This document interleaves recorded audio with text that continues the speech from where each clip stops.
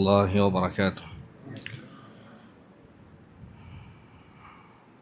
بسم الله الرحمن الرحيم. الحمد لله رب العالمين، والصلاة والسلام على رسول الله الأمين وعلى آله وصحبه أجمعين ومن تبعهم بإحسان إلى يوم الدين.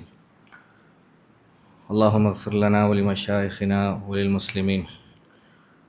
اللهم علمنا ما ينفعنا وانفعنا بما علمتنا. رب زدنا علما. اللهم الهمنا مراشد أمورنا وأعذنا من شرور أنفسنا ومن سيئات أعمالنا. رب اشرح لي صدري ويسر لي أمري واحلل عقدة من لساني يفقهوا قولي وما توفيقي إلا بالله عليه توكلت وإليه أنيب. اللهم صل على محمد وعلى آل محمد وبارك وسلم عليه. اللهم صل على محمد وعلى آل محمد وبارك وسلم عليه. اللهم صل على محمد وعلى آل محمد وبارك وسلم عليه. അല്ലാഹു സുബ്ഹാനഹു വ തആല നമ്മുടെ ചെറുതും വലുതുമായ മുഴുവൻ അമലുകളും നമ്മളിൽ നിന്ന് സ്വീകരിക്കുമാറാകട്ടെ. റസൂലുള്ളാഹി സ്വല്ലല്ലാഹു അലൈഹി വസല്ലമയുടെ ജീവിതത്തെക്കുറിച്ച് ചരിത്രത്തെക്കുറിച്ചൊക്കെയാണ് നമ്മൾ പറഞ്ഞും കേട്ടുകൊണ്ടിരിക്കുന്നത്. അല്ലാഹു നമ്മളിൽ നിന്നും അതൊരു സാലിഹായ അമലാക്കി സ്വീകരിക്കുമാറാകട്ടെ. ബദർ യുദ്ധം ഏകദേശം അവസാനിച്ച് ബദറിൽ പിടിക്കപ്പെട്ട തടവുകാരുമായി ബന്ധപ്പെട്ട സംഭവങ്ങളാണ് നമ്മൾ പറഞ്ഞുകൊണ്ടിരിക്കുന്നത്. അപ്പം നബി സല്ലല്ലാഹു അലൈഹി വസല്ലം തടവുകാരെ എന്ത് ചെയ്യണമെന്ന് ചോദിച്ചിട്ട് അബൂബക്കർ സിദ്ദീഖ് റളിയല്ലാഹു അൻഹു, ഉമർ റളിയല്ലാഹു അൻഹു തുടങ്ങി പ്രമുഖരായ സഹാബാക്കളോട് മശൂറ ചെയ്തതും അവരഭിപ്രായം പറഞ്ഞതും ഒക്കെ നമ്മൾ പറഞ്ഞു അല്ലേ. അള്ളാഹുവിൻ്റെ തീരുമാനം എന്തായിരുന്നു, അതിൻ്റെ പേരിൽ അള്ളാഹു ശക്തമായി ആക്ഷേപിച്ചതിനെക്കുറിച്ചൊക്കെ നമ്മൾ വിശദീകരിച്ചു. അപ്പോൾ ചുരുക്കത്തിൽ 70ഓളം തടവുകാരുണ്ടായിരുന്നു. ആ 70ഓളം തടവുകാരുടെ വിഷയത്തിൽ റസൂലുള്ളാഹി സ്വല്ലല്ലാഹു അലൈഹി വസല്ലം 4 തരം തീരുമാനങ്ങളാണ് എടുത്തത്. ചില തടവുകാരെ അവർ തീരെ മാപ്പർഹിക്കാത്തതുകൊണ്ട്, അവർ ചെയ്ത കുറ്റം അത്രയും വലുതായതുകൊണ്ട് ഇനി മാപ്പാക്കി കൊടുത്താലും ഒരു പക്ഷേ തിരിച്ചു വരാൻ സാധ്യതയില്ല എന്ന് മനസ്സിലാക്കിയിട്ട് റസൂലുള്ളാഹി സ്വല്ലല്ലാഹു അലൈഹി വസല്ലം ചില തടവുകാരെ കൊല്ലാൻ വേണ്ടി കൽപ്പിച്ചു. അതിൽ പ്രധാനികളാണ് നമ്മൾ പറഞ്ഞ നളർ ബിൻ അൽ ഹാരിസ്, അതുപോലെ ഉഖ്ബത്ത് ബിൻ അബി മുഅയ്ത്ത് തുടങ്ങിയവർ ലഅനത്തുല്ലാഹി അലൈഹിമ. ഉഖ്ബത്ത് ബിൻ അബി മുഅയ്ത്തൊക്കെ മക്കയിൽ വെച്ച് റസൂലുള്ളാഹി സ്വല്ലല്ലാഹു അലൈഹി വസല്ലമയെ ഏറ്റവും ക്രൂരമായി പീഡിപ്പിച്ച ആളാണ്. നബി തങ്ങളുടെ കഴുത്തിൽ തുണിക്കഷ്ണം മുറുക്കിയിട്ട് കൊല്ലാൻ വേണ്ടിയൊക്കെ ശ്രമിച്ച ആളാണ്. അപ്പോൾ അയാളെ തടവുകാരനായി പിടിക്കപ്പെട്ടപ്പോൾ റസൂലുള്ളാഹി കൊല്ലാൻ വേണ്ടി കൽപ്പിച്ചു. അപ്പോൾ അയാൾ കാലും കൈയൊക്കെ പിടിച്ച് ഒരുപാട് കേണുതാണ് അപേക്ഷിച്ചു. പക്ഷേ അയാൾ മാപ്പർഹിക്കാത്തത് കൊണ്ട് ഒരു പക്ഷേ ഇനി മാപ്പ് ചെയ്ത് കൊടുത്താൽ വീണ്ടും അയാൾ ഇങ്ങനെയുള്ള പ്രവൃത്തികൾ ആവർത്തിക്കാൻ സാധ്യതയുള്ളത് കൊണ്ട് അയാളുടെ കണ്ണുനീര് മുതലക്കണ്ണീരായതുകൊണ്ട് റസൂലുള്ളാഹി മാപ്പ് കൊടുത്തില്ല. ഖും യാ സുബൈർ ഫദ്രിബ് ഉനഖഹു, സുബൈർ എഴുന്നേൽക്കൂ, അവൻ്റെ തല വെട്ടു എന്ന് കൽപ്പിച്ചു. സുബൈർ റളിയല്ലാഹു എഴുന്നേറ്റു, അവൻ്റെ തല വെട്ടി. സുബൈർ റളിയല്ലാഹു നമ്മൾ വിചാരിക്കുന്ന പോലത്തെ സഹാബി ഒന്നല്ല. കഴിഞ്ഞ ക്ലാസ്സിൽ നമ്മൾ അദ്ദേഹത്തിൻ്റെ ഒരു പ്രധാനപ്പെട്ട ഒരു പോരാട്ട വീര്യം മനസ്സിലാക്കി തരുന്ന ഒരു സംഭവം പറഞ്ഞല്ലോ അല്ലേ. അപ്പോൾ ഒന്നാമത്തെ വിഭാഗം മാപ്പർഹിക്കാത്തതിൻ്റെ പേരിൽ റസൂലുള്ളാഹി സ്വല്ലല്ലാഹു അലൈഹി വസല്ലം കൊല്ലാൻ വേണ്ടി പറഞ്ഞ വിഭാഗം. രണ്ടാമത്തെ വിഭാഗം കുറേ അധികം ആളുകളുടെ വിഷയത്തിൽ റസൂലുള്ളാഹി ഒരു തീരുമാനമായിരുന്നു എടുത്തിരുന്നത്. നിങ്ങൾ മോചന ദ്രവ്യം നൽകിയാൽ, ഫിദിയ നൽകിയാൽ നിങ്ങൾ വെറുതെ വിടാം. ഒരു മുതവസ്സിത്തായ ഒരു മിതമായ ഫിദിയായിട്ട് റസൂലുള്ളാഹി സാധാരണക്കാരായ ആളുകൾക്ക് നിശ്ചയിച്ചത് 40 ഊഖിയായിരുന്നു. ഒരു ഊഖിയ എന്ന് പറഞ്ഞാൽ 40 ദിർഹമാണ്. അപ്പോൾ 40 ഊഖിയായിരുന്നു ഒരു സാധാരണക്കാരനായ ആൾക്ക് മോചിതനാകണമെങ്കിൽ മുസ്ലിം രാഷ്ട്രത്തിന് അല്ലെങ്കിൽ മുസ്ലിം സേനക്ക് നൽകേണ്ടിയിരുന്നത്. അപ്പോൾ 40 ഊഖിയ എന്ന് പറഞ്ഞാൽ 40 × 40 ഏകദേശം 1600 ദിർഹമോളം വരും ഏകദേശം. 1600 ദിർഹം കൊടുത്താൽ അവന് മോചിതനാകും. ചിലർ അതിസമ്പന്നരായ ആൾക്കാരായിരുന്നു. അപ്പോൾ അവരുടെ സമ്പന്നത നോക്കിയിട്ട് റസൂലുള്ളാഹി ഫിദിയ കൂട്ടിയിട്ടുണ്ട്. ചിലർ തീരെ സമ്പന്നത കുറഞ്ഞ പാവപ്പെട്ട ആൾക്കാരായതുകൊണ്ട് അവരുടെ സമ്പന്നത നോക്കിയിട്ട് റസൂലുള്ളാഹി ഫിദിയ കുറച്ചു കൊടുത്തിട്ടുണ്ട്. ഇത് രണ്ടാമത്തെ വിഭാഗം ആളുകൾ, ഫിദിയ സ്വീകരിച്ച് മോചിതരാക്കി വിട്ട തടവുകാർ. മൂന്നാമത്തെ വിഭാഗം ആളുകൾ അവരുടെ കയ്യിൽ കൊടുക്കാൻ വേണ്ടി ഒന്നുമില്ലാത്ത ആളുകളായിരുന്നു. മക്കാ മുശ്രിക്കീങ്ങളിൽപ്പെട്ട തീരെ ദരിദ്രരായ, കൊടുക്കാൻ ഒന്നുമില്ലാത്ത പാവങ്ങളായ ആളുകൾ. അപ്പോൾ ഇവരുടെ കയ്യിൽ സമ്പത്തായിട്ട് കൊടുക്കാനില്ലെങ്കിലും മറ്റു പലതും ഇവർക്ക് കൊടുക്കാൻ കഴിയുമായിരുന്നു, സേവനമായിട്ടും മറ്റുമൊക്കെ. അപ്പോൾ ഇവരുടെ മേൽ റസൂലുള്ളാഹി ഷർത്ത് വെച്ചത്, അൻസാരികളിൽപ്പെട്ട പാവപ്പെട്ടവരായ കുട്ടികൾക്ക് നിങ്ങൾ എഴുത്തും വായനയും പഠിപ്പിക്കണം. അങ്ങനെ കുറച്ച് കുട്ടികൾക്ക് നിങ്ങൾ എഴുത്തും വായനയും പഠിപ്പിച്ചാൽ നിങ്ങളെ ഞാൻ വെറുതെ വിടാമെന്ന് റസൂലുള്ളാഹി സ്വല്ലല്ലാഹു അലൈഹി വസല്ലം പറഞ്ഞു. ഒന്ന് ആലോചിച്ച് നോക്കണം, സമ്പത്തിന് അത്രയും അത്യാവശ്യമുണ്ടായ സന്ദർഭത്തിലും ഇൽമിന് റസൂലുള്ളാഹി സ്വല്ലല്ലാഹു അലൈഹി വസല്ലം കൊടുത്ത പ്രാധാന്യം നമ്മൾ, കാരണം എന്താണെന്ന് വെച്ചാൽ അറബികൾ മക്കക്കാരെയും മദീനക്കാരെയും വെച്ച് നോക്കുമ്പോൾ പൊതുവെ താരതമ്യേന മക്കക്കാരാണ് കുറച്ച് എഴുത്തും വായനയൊക്കെ അറിയുന്നവർ. നമ്മൾ മദീനക്കാരെ കുറിച്ച് പറഞ്ഞു, അവർ കർഷകരാണ്, സാധാരണക്കാരാണ്, അവർക്ക് എഴുത്തും വായനയൊക്കെ തീരെ അറിവില്ലാത്തവരാണ്. പക്ഷെ മക്കക്കാരങ്ങനല്ല, അവർ യാത്ര ചെയ്യുന്നവരാണ്. റിഹ്ലത ശിതാഇ വസ്സൈഫ്, ശൈത്യകാലത്തും ഉഷ്ണകാലത്തുമൊക്കെ യമനിലേക്കും സിറിയയിലൊക്കെ യാത്ര ചെയ്ത് നല്ല പരിചയസമ്പത്തുള്ള പലരെയും കണ്ടിട്ടുള്ള ലോകവിവരമുള്ള ആൾക്കാരായിരുന്നു. അപ്പോൾ അവരിൽ അധിക പേർക്കും എഴുത്തും വായന അറിയാമായിരുന്നു. അങ്ങനെ ആ സമയത്ത് ബദറിലെ തടവുകാരെ കൊണ്ട് എഴുത്തും വായനയും പഠിച്ച അൻസാരി സഹാബകളിൽപ്പെട്ട പ്രധാനിയായിരുന്നു സെയ്ദ് ഇബ്നു സാബിത്ത് റളിയല്ലാഹു അൻഹു. അദ്ദേഹം റസൂലുള്ളാഹി സ്വല്ലല്ലാഹു അലൈഹി വസല്ലം മദീനയിലേക്ക് വരുമ്പോൾ അദ്ദേഹത്തിന് വെറും 11-12 പ്രായമുണ്ടായിരുന്നു. അപ്പം ബദറാവുമ്പോഴത്തേക്ക് ഏകദേശം 13-14 വയസ്സ് അദ്ദേഹത്തിന് ഉണ്ടായിരുന്നു. ആ സമയത്ത് ഈ മക്കക്കാരായ ആളുകളിൽ നിന്ന് അദ്ദേഹം എഴുത്തും വായനയും പഠിച്ചു. പിന്നീട് അദ്ദേഹം സഹാബാക്കളുടെ കൂട്ടത്തിൽ തന്നെ ഏറ്റവും അറിവുള്ള സഹാബിയായിട്ട് മാറി. എന്ന് മാത്രമല്ല, റസൂലുള്ളാഹി സ്വല്ലല്ലാഹു അലൈഹി വസല്ലമയുടെ വഹി എഴുത്തുകാരിൽ പ്രധാനപ്പെട്ട ഒരാൾ സെയ്ദ് ഇബ്നു സാബിത്ത് റളിയല്ലാഹു അൻഹു. അബൂബക്കർ സിദ്ദീഖ് റളിയല്ലാഹു അൻഹുവിൻ്റെ കാലത്തും ഉസ്മാൻ ബിൻ അഫ്ഫാൻ റളിയല്ലാഹു അൻഹുവിൻ്റെ കാലത്തും ഖുർആൻ ഏകോപിപ്പിക്കാൻ വേണ്ടിയുള്ള ശ്രമം നടന്നപ്പോൾ, ഒരു മുസ്ഹഫാക്കി മാറ്റാനുള്ള ശ്രമം നടന്നപ്പോൾ അതിനുവേണ്ടി അവർ പ്രധാനമായിട്ട് ഏൽപ്പിച്ചത് ആരെയായിരുന്നു? സെയ്ദ് ഇബ്നു സാബിത്ത് റളിയല്ലാഹു അൻഹു. അപ്പോൾ അദ്ദേഹം പഠിച്ച് ആ അവസരം മുതലാക്കി അത്രയും ഉയർന്ന സ്ഥാനത്തിലേക്ക് എത്തി. അപ്പം മൂന്നാമത്തെ വിഭാഗം റസൂലുള്ള ഫിദിയ വാങ്ങാതെ അവരെ എഴുത്തും വായനയും പഠിപ്പിച്ചിട്ട് മോചിപ്പിച്ച കുറച്ച് ആൾക്കാരുണ്ടായിരുന്നു. നാലാമത്തെ വിഭാഗം ആൾക്കാർ ഒന്നും സ്വീകരിക്കാതെ, ഫിദിയയും സ്വീകരിച്ചിട്ടില്ല, അവർക്ക് ഇങ്ങനെയുള്ള ഷർത്തുകളൊന്നും വെക്കാതെ ഔദാര്യം എന്ന നിലയിൽ, കാരുണ്യം എന്ന നിലയിൽ റസൂലുള്ളാഹി സ്വല്ലല്ലാഹു അലൈഹി വസല്ലം ചില തടവുകാരെ മോചിപ്പിച്ചിരുന്നു. അങ്ങനെ മോചിപ്പിച്ചവരിൽ ഏറ്റവും പ്രധാനപ്പെട്ട, ചരിത്രത്തിൽ അറിയപ്പെട്ട ഒരാളാണ് അബു അസ്സ അസ്സഹമി എന്ന് പറയുന്ന ആൾ. അബു അസ്സ അസ്സഹമി എന്ന് പറയും. അയാൾ അന്നത്തെ വലിയ പ്രധാനപ്പെട്ട ആളുകളിലൊന്നായിരുന്നു. കാരണം എന്താ പറയുക, അയാൾ ഷായിറായിരുന്നു, പദ്യകാരനായിരുന്നു. അന്ന് അറബികളെ സംബന്ധിച്ചിടത്തോളം അവരുടെ ഇടയിൽ ഉണ്ടായിരുന്ന ഏറ്റവും പ്രധാനപ്പെട്ട മീഡിയ പദ്യമായിരുന്നു. പദ്യത്തിലൂടെ ഒരാളോട് സംവദിക്കാൻ വേണ്ടി സാധിക്കുന്നത്രയും ശക്തമായിട്ട്, ഇപ്പോൾ നമ്മൾ ഇൻഫ്ലുവൻസർ, സോഷ്യൽ മീഡിയ ഇൻഫ്ലുവൻസർ എന്നൊക്കെ പറയുന്നില്ലേ, നമ്മളിവിടെ കിടന്ന് ഒച്ച വെച്ചാൽ, ബഹളം വെച്ചാൽ ആകെ 100-200 പേരെ കേൾക്കും. അതേസമയത്ത് ഒരു കാര്യം നമ്മൾ പറയുന്ന അതേ കാര്യം ഒരു സോഷ്യൽ മീഡിയയിൽ ഇൻഫ്ലുവൻസർ പറഞ്ഞാലോ അത് ലക്ഷക്കണക്കിന്, മില്യൺ കണക്കിന് ആളുകളിലേക്ക് ആ സന്ദേശം എത്തും. അതുപോലെ അന്നത്തെ സമുദായത്തിൽ, സമൂഹത്തിൽ, സാമൂഹിക അന്തരീക്ഷത്തിൽ ഏറ്റവും സ്വാധീനമുള്ള മീഡിയ ഷഅറായിരുന്നു, പദ്യമായിരുന്നു. പദ്യകാരന്മാർക്ക് വലിയ സ്ഥാനം ഉണ്ടായിരുന്നു. അപ്പോൾ ഇയാൾ അബു അസ്സ അൽ സഹമി എന്ന് പറഞ്ഞ ആളും പദ്യകാരനായിരുന്നു. അതുകൊണ്ട് തന്നെ അയാൾ റസൂലുള്ളാഹി സ്വല്ലല്ലാഹു അലൈഹി വസല്ലം അടുത്ത് വന്നിട്ട് പറഞ്ഞു, നബിയെ, ഞാൻ ദരിദ്രനാണ്, എൻ്റെ കയ്യിൽ സമ്പത്തൊന്നുമില്ല, ഞാൻ വളരെ ആവശ്യക്കാരനാണ്, എനിക്ക് ഇങ്ങോട്ടാണ് നിങ്ങൾ പൈസ തരേണ്ടത്. മാത്രമല്ല എനിക്ക് പോറ്റി വളർത്താൻ, നോക്കി നടത്താൻ 3-4 പെൺമക്കളുമുണ്ട്, ഒരുപാട് ദാരിദ്ര്യവും പ്രാരാബ്ദങ്ങളൊക്കെ ഉണ്ട്, അതുകൊണ്ട് എന്നെ വെറുതെ വിടണമെന്ന് പറഞ്ഞ് റസൂലുള്ളാഹി സ്വല്ലല്ലാഹു അലൈഹി വസല്ലമയോട് കേണപേക്ഷിച്ചു. റഹ്മത്തുൽ ലിൽ ആലമീനായ സയ്യിദുൽ ഖൗനൈനിയായ റസൂലുള്ളാഹി സ്വല്ലല്ലാഹു അലൈഹി വസല്ലം നബി തങ്ങളുടെ ഔദാര്യാർത്ഥം അദ്ദേഹത്തെ വെറുതെ വിട്ടു. വിടുന്ന സമയത്ത് നബി ഒരു ഷർത്ത് ചെയ്തിരുന്നു, നീ ഒരിക്കലും ശത്രുക്കളുടെ കൂടെ കൂടിയിട്ട് ഞങ്ങൾക്കെതിരെ യുദ്ധം ചെയ്യാനോ ഞങ്ങൾക്കെതിരെ ഗൂഢാലോചന നടത്താനോ കുതന്ത്രങ്ങൾ പ്രയോഗിക്കാനോ പാടില്ല എന്ന വ്യവസ്ഥയോടുകൂടി, എന്ന ഷർത്തോടുകൂടിയായിരുന്നു ഇയാളെ വിട്ടയച്ചത്. അങ്ങനെ ഇയാൾ ആ വിട്ട സമയത്ത് റസൂലുള്ളാഹിനെ പുകഴ്ത്തിയിട്ട് പാട്ടൊക്കെ പാടി ഭയങ്കര സന്തോഷമായി. ജീവൻ തിരിച്ചു കിട്ടിയാണല്ലോ, അല്ലെങ്കിൽ സമ്പത്ത് കൊടുക്കാതെ അയാൾക്ക് പോകാൻ പറ്റിയല്ലോ. അങ്ങനെ അയാൾ നല്ല മനുഷ്യനായിട്ട്, മുസ്ലിമായിട്ടൊന്നുമില്ല, നല്ല മനുഷ്യനായിട്ട് ജീവിക്കുകയായിരുന്നു. അങ്ങനെ ഉഹദിൻ്റെ സമയമെത്തി, സന്ദർഭം എത്തി. അപ്പോൾ സഫ്വാൻ ഇബ്നു ഉമയ്യ എന്ന് പറഞ്ഞ ആൾ, ആരാ സഫ്വാൻ ഇബ്നു ഉമയ്യ? ഉമയ്യ എന്ന് പറഞ്ഞാൽ ആരാ? ഉമയ്യത്ത് ഇബ്നു ഖലഫ്, ബദറിൽ മരിച്ച ആൾ. ആ മരിച്ച ആളുടെ മകൻ സഫ്വാൻ ഇബ്നു ഉമയ്യ, പിന്നീട് അദ്ദേഹം മുസ്ലിമാണ് റളിയല്ലാഹു അൻഹു. അദ്ദേഹം ഈ അബു അസ്സയുടെ അടുക്കൽ പോയി. കാരണം ബദറിൽ സഫ്വാൻ്റെ നഷ്ടം ഭയങ്കര നഷ്ടമായിരുന്നു. കാരണം ഒന്ന് ഉപ്പ നഷ്ടപ്പെട്ടു, പിന്നെ ഉപ്പയെ കൊല്ലാൻ പോകുന്ന വഴിക്ക് അബ്ദുറഹ്മാൻ ബിൻ ഔഫും കൂട്ടരും മറ്റൊരു മകനെയും കൂടി കൊന്നല്ലോ, അവരെ ബാക്കിലേക്ക് എറിഞ്ഞു കൊടുക്കുമല്ലോ. നമ്മൾ കഴിഞ്ഞ ക്ലാസ്സിൽ പറഞ്ഞ സംഭവം, അലി എന്നായിരുന്നു ആ മകൻ്റെ പേര്. അപ്പോൾ ഒരു ഉപ്പയും മരണപ്പെട്ടു, ഒരു സഹോദരൻ നഷ്ടപ്പെട്ടു. അപ്പോൾ ഉഹദിൻ്റെ സന്ദർഭത്തിൽ ഭയങ്കര ആവേശത്തോടുകൂടി മുസ്ലിമീങ്ങൾക്കെതിരെ മക്കക്കാരെ പ്രധാനമായിട്ടും ഒരുമിച്ച് കൂട്ടിയിരുന്ന ഒരാൾ ഈ സഫ്വാൻ ഇബ്നു ഉമയ്യായിരുന്നു.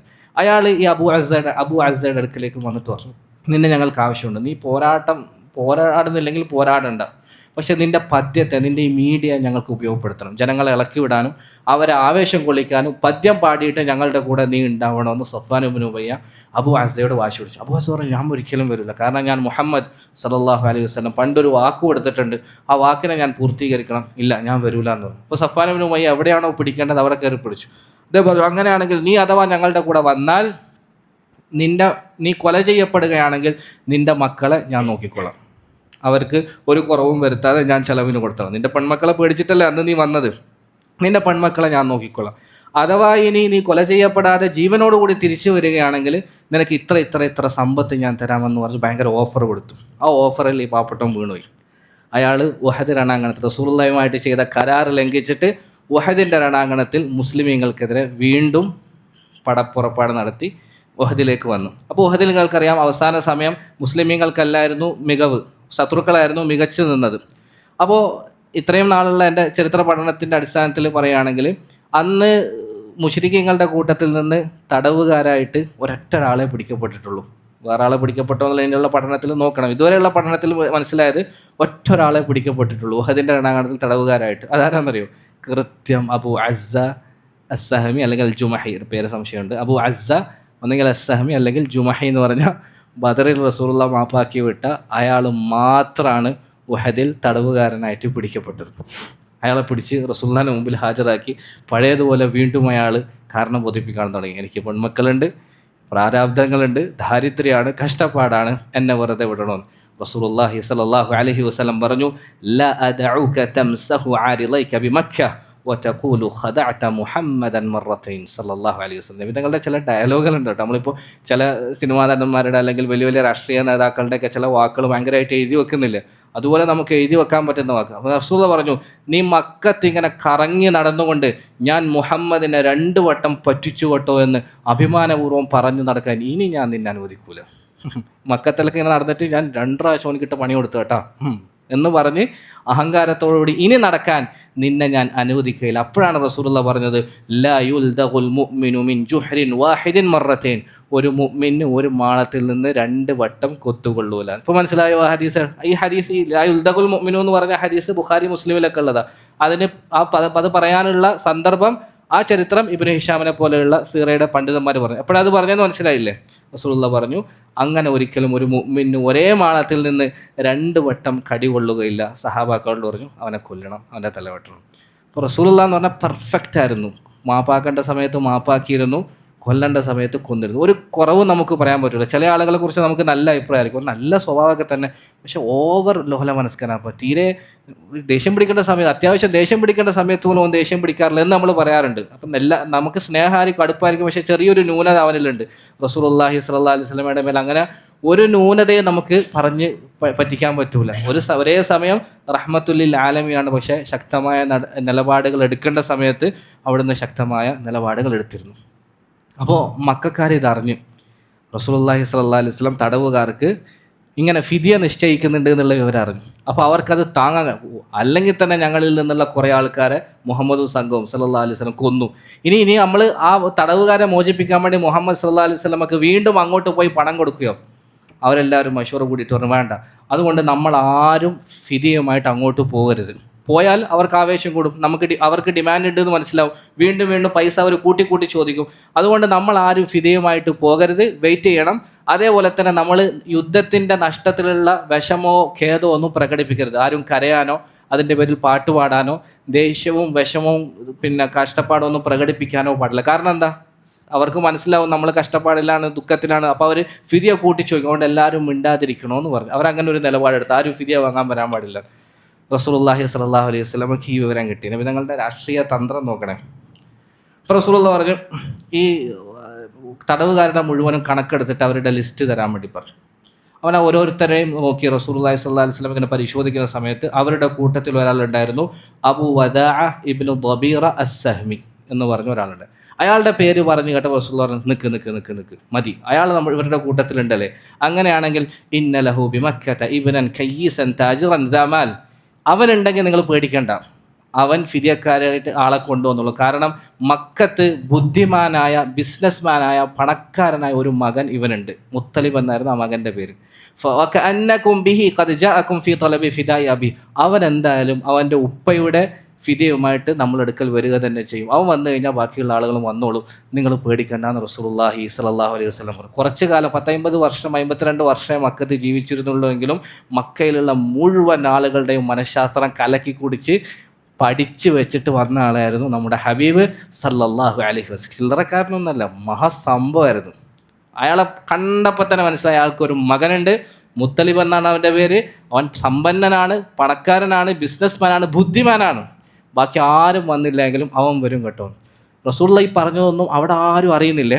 ഇപ്പോൾ ചരിത്രം കാണാം, ഇങ്ങനെ ശത്രുക്കൾ പ്രഖ്യാപിച്ചല്ലോ, ആരും പോകരുത്, പോയാലും നിങ്ങൾക്ക് ഇനിയും അവർ സമ്പത്ത് ഫിദിയ കൂട്ടും, നിങ്ങൾക്ക് ഒരുപാട് സമ്പത്ത് നഷ്ടം വരും എന്നൊക്കെ ശത്രുക്കൾ പറഞ്ഞപ്പം ഈ മുത്തലിബ് ഇത് കേട്ടു വരും. മുത്തലിബ് കേട്ടിട്ട് ശത്രുക്കളോട് പറഞ്ഞു, സദക്തും, നിങ്ങളൊക്കെ പറഞ്ഞത് ശരിയാട്ടോ, ലാ തഅജലു, ആരും ധൃതിയൊന്നും വെക്കരുത്, ആരും പോകരുത് എന്ന് പറഞ്ഞു. കാരണം എന്താ, റസൂൽ പറഞ്ഞ പോലെ ബുദ്ധിമാനാണ് ഇവൻ. അത് ആ സമയത്ത് എതിർത്തിരുന്നെങ്കിൽ ശത്രുക്കൾ ഇവനെ നോട്ടിടുമായിരുന്നു, ഇവൻ്റെ ബാക്കിലെ ആൾ കൂടുമായിരുന്നു, ഇവനെ പുറത്ത് ഇറങ്ങാൻ വിടാതെ അവർ ഉപരോധിക്കുമായിരുന്നു. അതുകൊണ്ട് തന്നെ ബുദ്ധിപരമായിട്ട് ശത്രുക്കളുടെ മുമ്പിൽ ഇവന് അവരോട് യോജിച്ച്. എന്നിട്ടോ ഫൻസല്ല ഫില്ലയിൽ, രാത്രിയായപ്പോൾ പതുക്കെ മക്കയിൽ നിന്ന് ഊരി പുറത്തിറങ്ങി മദീനയിലേക്ക് പോവുകയും റസൂലുള്ളാഹി സ്വല്ലല്ലാഹു അലൈഹി വസല്ലമയെ ആരും കാണാതെ സന്ദർശിക്കുകയും ഉപ്പയുടെ ഫിദിയയുമായി ബന്ധപ്പെട്ട് സംസാരിക്കുകയും ചെയ്തു. അപ്പോൾ ഇവൻ വലിയ പണക്കാരനായതുകൊണ്ട്, കച്ചവടക്കാരനായതുകൊണ്ട് ഇവൻ്റെ ഉപ്പയുടെ ഫിദിയായിട്ട് റസൂലുള്ള 4000 ദിർഹമായിരുന്നു നിശ്ചയിച്ചത്. സാധാരണക്കാരുടെ ദിർഹം എത്ര, 1600 പക്ഷെ അതിലും കൂടിയിട്ട് 4000 ദിർഹമായിരുന്നു ഇവൻ്റെ ഉപ്പക്ക് ഫിദിയ. അവനൊരു മടിയുമില്ലാതെ റസൂലുള്ള പറഞ്ഞ ആ പ്രവചനം അക്ഷരം പ്രതി പുലർത്തുന്ന രീതിയിൽ ഒരു മടിയുമില്ലാതെ ആ 4000 ദിർഹം ഫിദിയ കൊടുത്തിട്ട് വാപ്പയും കൂട്ടിയിട്ട് പോയി. അപ്പം ആദ്യമായിട്ട് ബദറിലെ തടവുകാരുടെ കൂട്ടത്തിൽ ഫിദിയ നൽകപ്പെട്ട് മോചിതനാകുന്ന തടവുകാരനാരാ, അബൂ വദാ ഇബ്നു ലബീർ അസ്സഹ്മി. റസൂലുള്ള മോചിപ്പിച്ചത് ആരെയാ പറഞ്ഞ നേരത്തെ, അബൂ അസ്സ അൽ ജുമഹി കേട്ടോ. അബൂ അസ്സ അൽ ജുമഹി എന്ന് പറഞ്ഞാൽ മോചിപ്പിച്ചത്, പിന്നെ രണ്ടാമത് ഉഹദിൽ വെച്ച് കൊന്നത്. ആദ്യമായിട്ട് ഫിദിയ നൽകിയതോ അബൂ വദാ ഇബ്നു ലബീർ അസ്സഹ്മി എന്ന് പറഞ്ഞ ആളായിരുന്നു. അതിനുശേഷം പിന്നെ മുശ്രിക്കീങ്ങളിൽ ഓരോരുത്തരായി വന്ന് ഫിദിയ നൽകി ആൾക്കാരെ മോചിപ്പിച്ചുകൊണ്ടേയിരുന്നു.